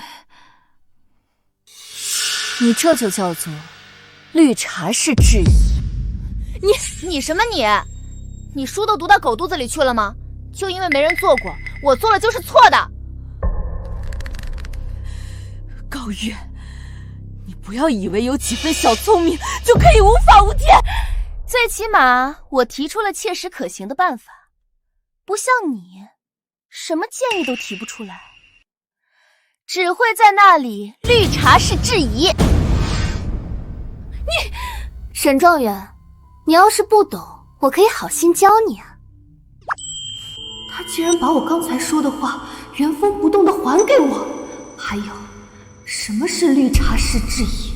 高月，今日之耻，我必100倍1000倍奉还。陛下，此计虽然可行，但必须在蝗虫变色之前推行，否则蝗虫成灾带毒，鸡鸭也不会吃了。陛下，高月所言全是他个人见解，毫无史料考证。一旦推行此计，便是拿100万关中百姓的身家性命做赌啊！陛下，万不可轻信呐！朕观史书，蝗灾过境，寸草不生，民不聊生。如今唯有高月一人提出解决之法，朕必须一试。朕乃大钱之主，理当第一个当着百姓的面吃蝗虫，此事所有后果，朕一力承担。陛下圣明，陛下圣明。对了，陛下，臣虽能保证绿色蝗虫无毒，好吃且有营养，但您是大前皇帝，需坐镇长安，大可不必亲赴关中，吃给百姓看。此计是你提出，确实你去最为合适。不，臣乃谋士，不善武略。不过臣可以举荐一人，保证可以完成任务。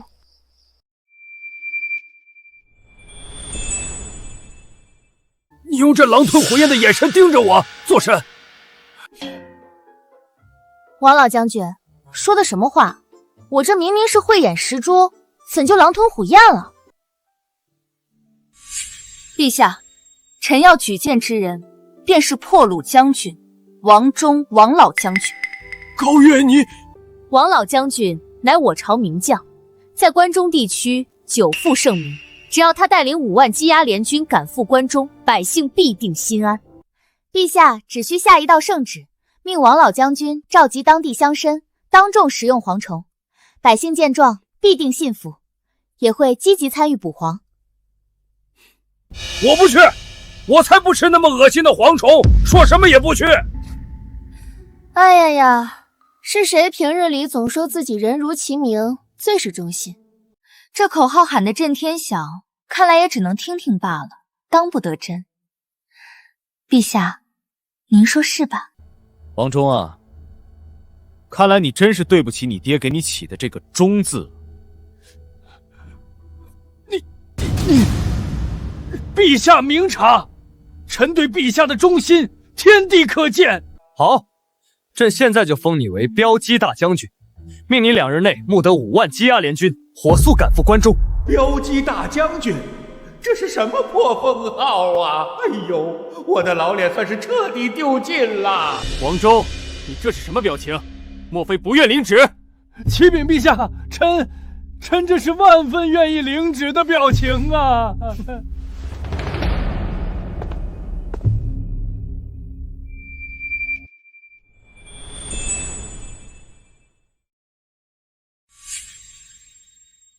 王老将军，朕在长安等你凯旋。陛下放心，臣到了关中之后，即刻召集乡绅，当着他们的面先吃2斤蝗虫下酒。去吧。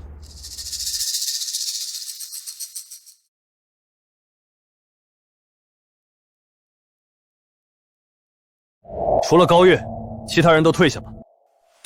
臣遵旨。臣等遵旨。对了，高侍郎腰上有伤，用朕的龙辇送他回府，务必稳妥。是陛下。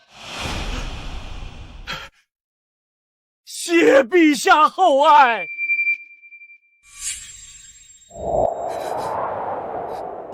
高月，你以为陛下真会信你的馊主意？我等着看你被陛下轰出来。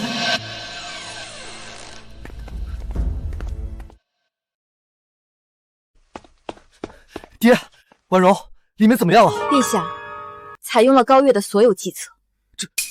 这怎么可能？不仅如此，陛下还再次独留高月在御书房，甚至特意用龙辇送高峰回府，恩宠有加呀。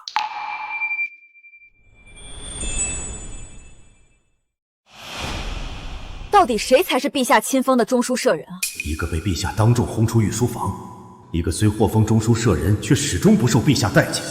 看来当初让青州退婚攀附沈婉容这步棋，是彻底下错了。可事已至此，悔之晚矣。既然我宋家得不到这个陛下青睐，那就换个陛下好了。上官，朕有些饿了，去弄些点心来。陛下，您召见他们之前才刚用过点心，您想弄些点心给高小姐吃，大可以明说。对了，陛下，您想支走臣，好与高小姐独处，也可以明说。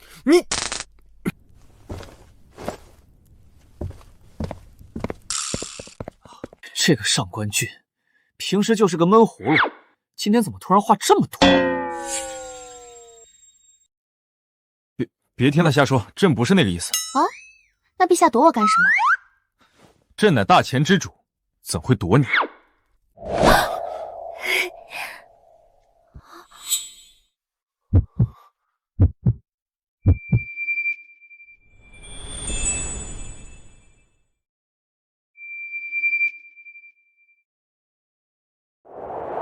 看够没有？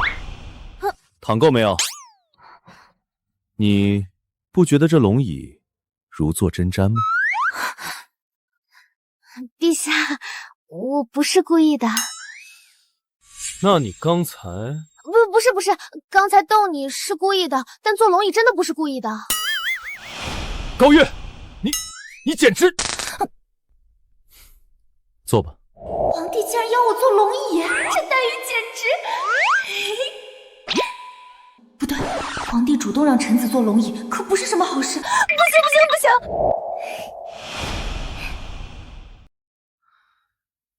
接下来朕要和你聊的事儿，不适合君臣身份，只适合平起平坐的朋友谈心。原来是这个孤家寡人遇到难事，想找我开导。说吧，遇到什么难题了？有我在，保准给你出个主意。我有个叔叔，战功卓著，大前近半江山都是他打下来的。可他好大喜功，从不关心百姓民生，所以我的爷爷太祖高皇帝只封他为亲王。我爹驾崩以后，他越来越不把朕放在眼里，甚至私下暗通其他藩王，还暗中结交朝中文武大臣，图谋不轨。几天前，陛下，你说的是隆亲王吧？你是怎么知道的？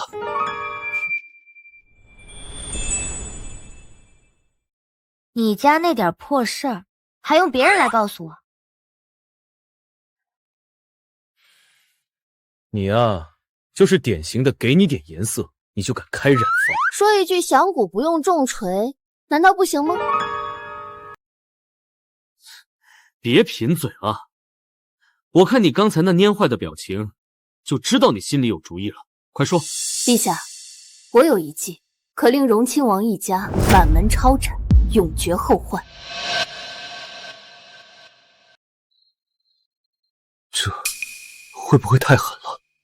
他可是朕的亲叔叔啊！当初灭仇家满门后，面对仇家小孩该怎么办的考题是谁出的？你这个考官怎么突然犯了连考生都不会错的低级错误？你要是个男的，早死800回了。可明明是你说的，现在是朋友谈心啊！既然是朋友，谈心哪能一点不损？损友才是最好的朋友，好不好？好，你说的对，快说出你的计谋。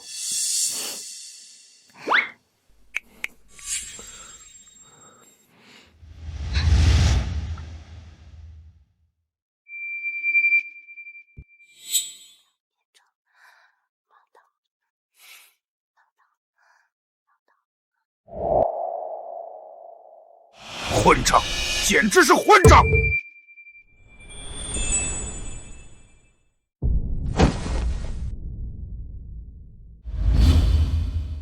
爹，这小皇帝也太过分了！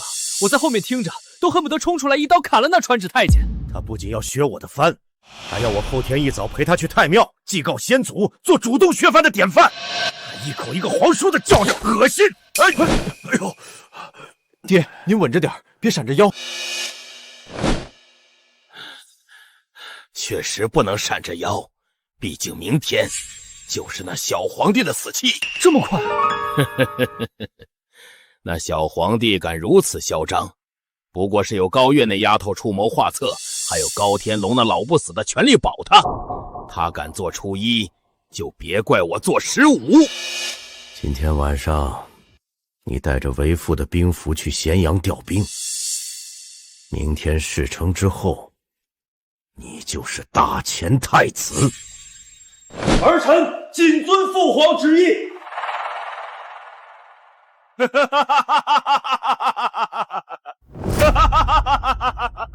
对了，父皇，那高月很是貌美，我想留着。另外还有那沈婉容，我也想。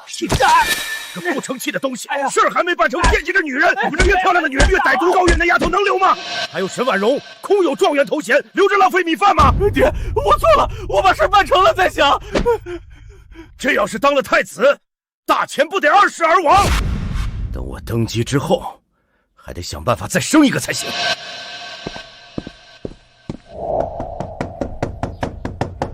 小姐，别睡了，老爷有急事找您。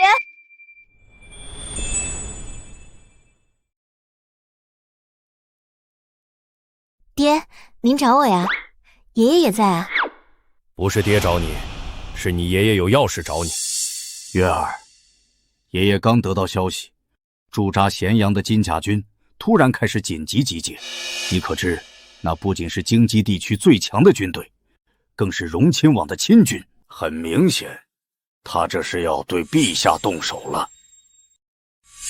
只是爷爷还不知道他们具体会在什么时候动手。他们今晚就会秘密开拔，潜伏在京城之外。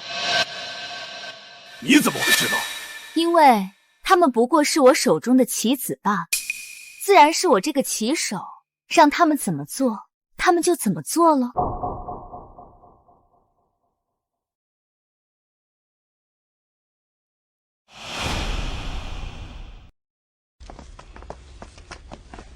明天的祭祖大典，事关重大，你务必妥善准备，不得有半点差池。陛下放心，臣已将所有事宜准备妥当，绝无疏漏。陛下，要不要臣去请太医前来诊治？不必了，定是昨夜批阅奏书至深夜，偶感风寒，不碍事。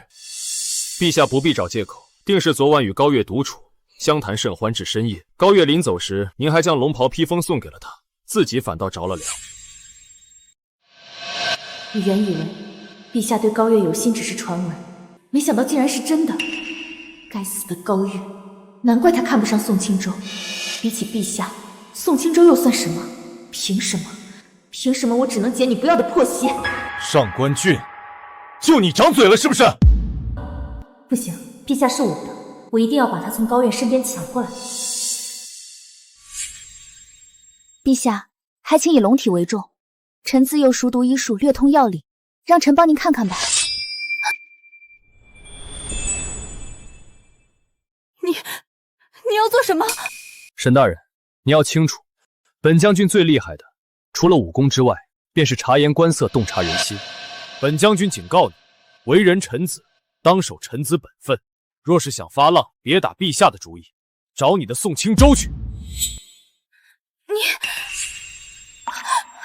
下官僭越了。你去太医院，替朕拿一副治风寒的药来。是，陛下。陛下，臣看您面露愁容，是想高月了吧？你今天的话是不是太多了？那臣不说话，这就去把高月找来陪您说话。高月，好啊，你再去御膳房弄些点心，那家伙最是贪嘴。对了，一定要有桂花糕，他最爱吃这个。还有，少放些糖，糖吃多了不好。陛下，您记得这么清楚，还不快去！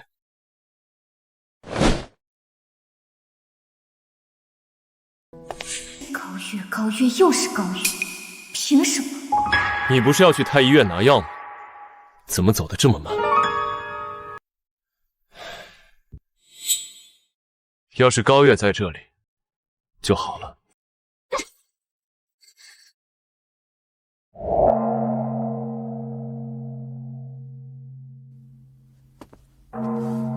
沈大人，这副药您一定要亲自熬制，再盯着陛下喝完。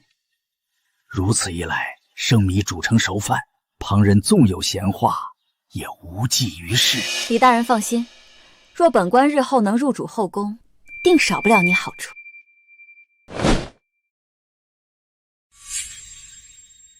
我正愁没机会替荣亲王下药，你就主动送上门来了。后宫，你就别想了，毒杀皇帝的罪名就由你替我担了吧。陛下，臣把药熬好了。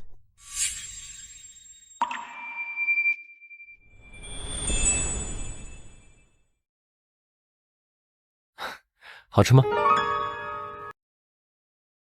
花香倒是够了，就是甜味差了点。一定是你自作主张，让御厨少放了糖。陛下，是您亲口吩咐，说糖吃多了对身体不好，让臣叮嘱御厨少放些糖。好吧，是臣的错。凭什么？陛下对我视若无睹，冷言冷语，对他却这般百般讨好，温柔纵容。陛下，药已经熬好了，请您趁热服用。太烫了，放着吧。那臣帮您吹吹，吹凉了您再喝。你吹过，不就沾了你的口水？朕不喝。要不，你帮朕吹吹？还是有劳上官大人吧，我可不敢僭越。陛下，您真的好偏心。不过没关系，只要药效发作，您就是我的了。可高月还在这里，我要怎么把他支走呢？绝不能便宜了他。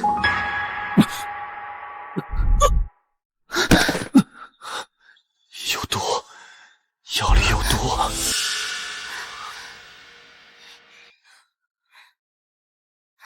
陛下，您可不能有事啊！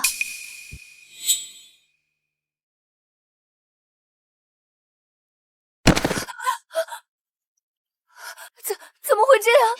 我只是手买卖梨台医下了合欢散，我没想要陛下的命啊！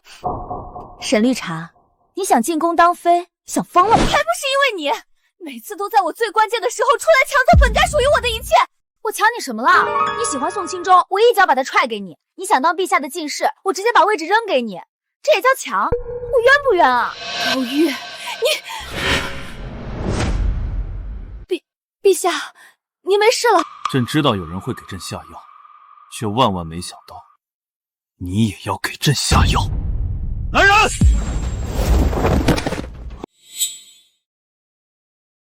来得好快。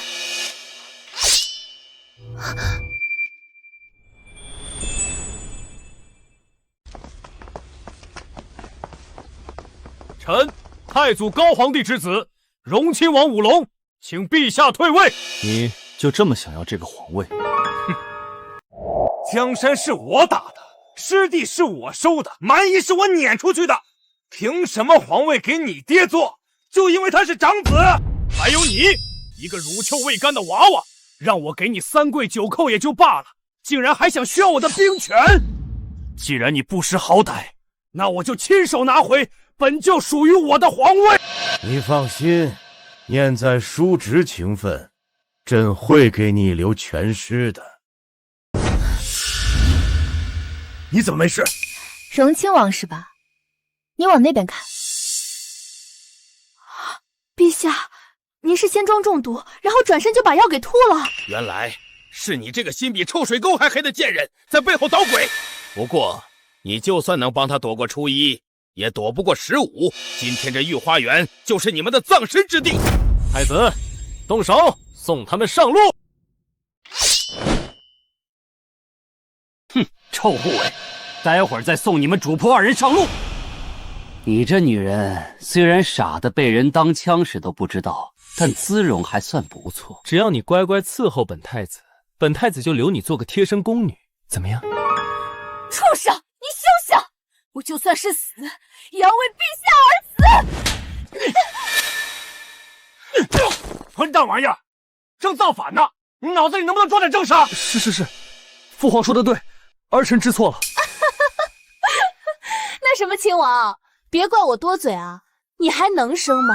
你要是不能生的话，这怕是后继无人啊！臭丫头，等朕拿下皇位，一定打烂你的嘴！父皇，他们在拖延时间，先杀了小皇帝再说。你现在知道是拖延时间了，早干嘛去了？我这不是一时糊涂吗？我个屁！还不快动手！给我杀！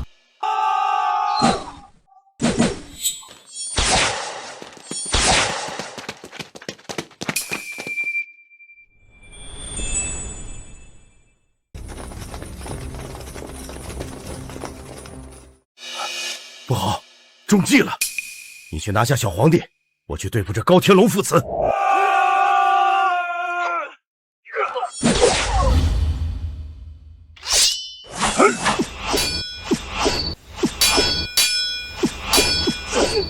上官，你和他边上去打，别挡我欣赏我爷爷和我爹的雄姿。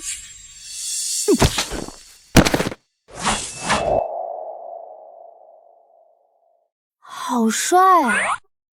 我今天总算是见到活的宝刀未老了。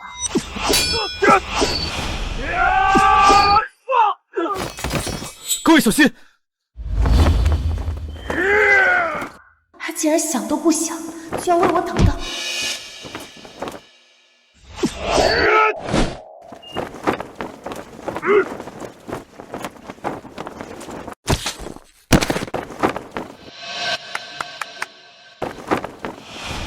看傻啦？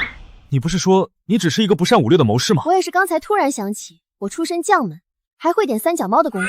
怎么说呢？这就是所谓的英雄救美吧。高月，你这是在欺君啊！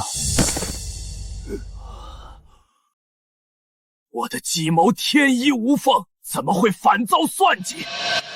那小皇帝没有这样的谋虑，一定是你！你到底怎么做到的？回禀王爷，我只是对陛下说了一段悄悄话而已。你给荣亲王下旨，让他和你去祭祖，当着祖宗的面发誓，愿意做主动削藩的典范。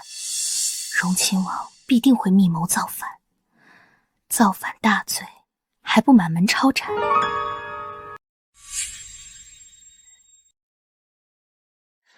具体怎么做？你明天就下旨，让他后天就这么做，只给他1天的准备时间。由于时间仓促，他来不及调集大军，只有急调最近的咸阳亲军。而且你为了隐蔽，你还不敢抽调太多人马。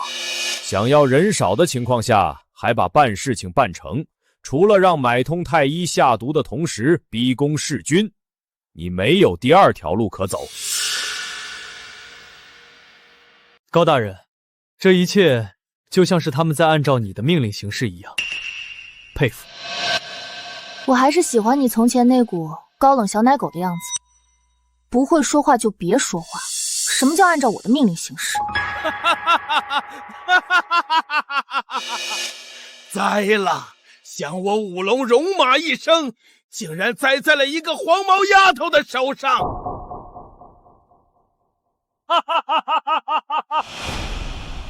恭喜高大人荣升尚书，恭喜高老国公60大寿，恭喜高大小姐荣升侍郎，真可谓一门三喜啊！里面请，里面请。荣亲王谋反，满门抄斩，送礼暗通荣亲王，斩首示众，念其过去功苦。其子宋清州发配岭南，中书舍人沈婉容虽心术不正，但念其忠心，贬为岭南9品主簿。高月，我错了，我错了呀！谢谢父亲大人，祝父亲大人寿比南山，福如东海。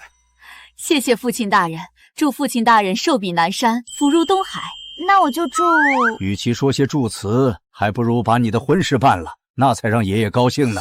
对了，我看陛下好像对你很上心啊。我才不和那么多后妃抢呢。那如果朕遣参6宫，放归叶挺，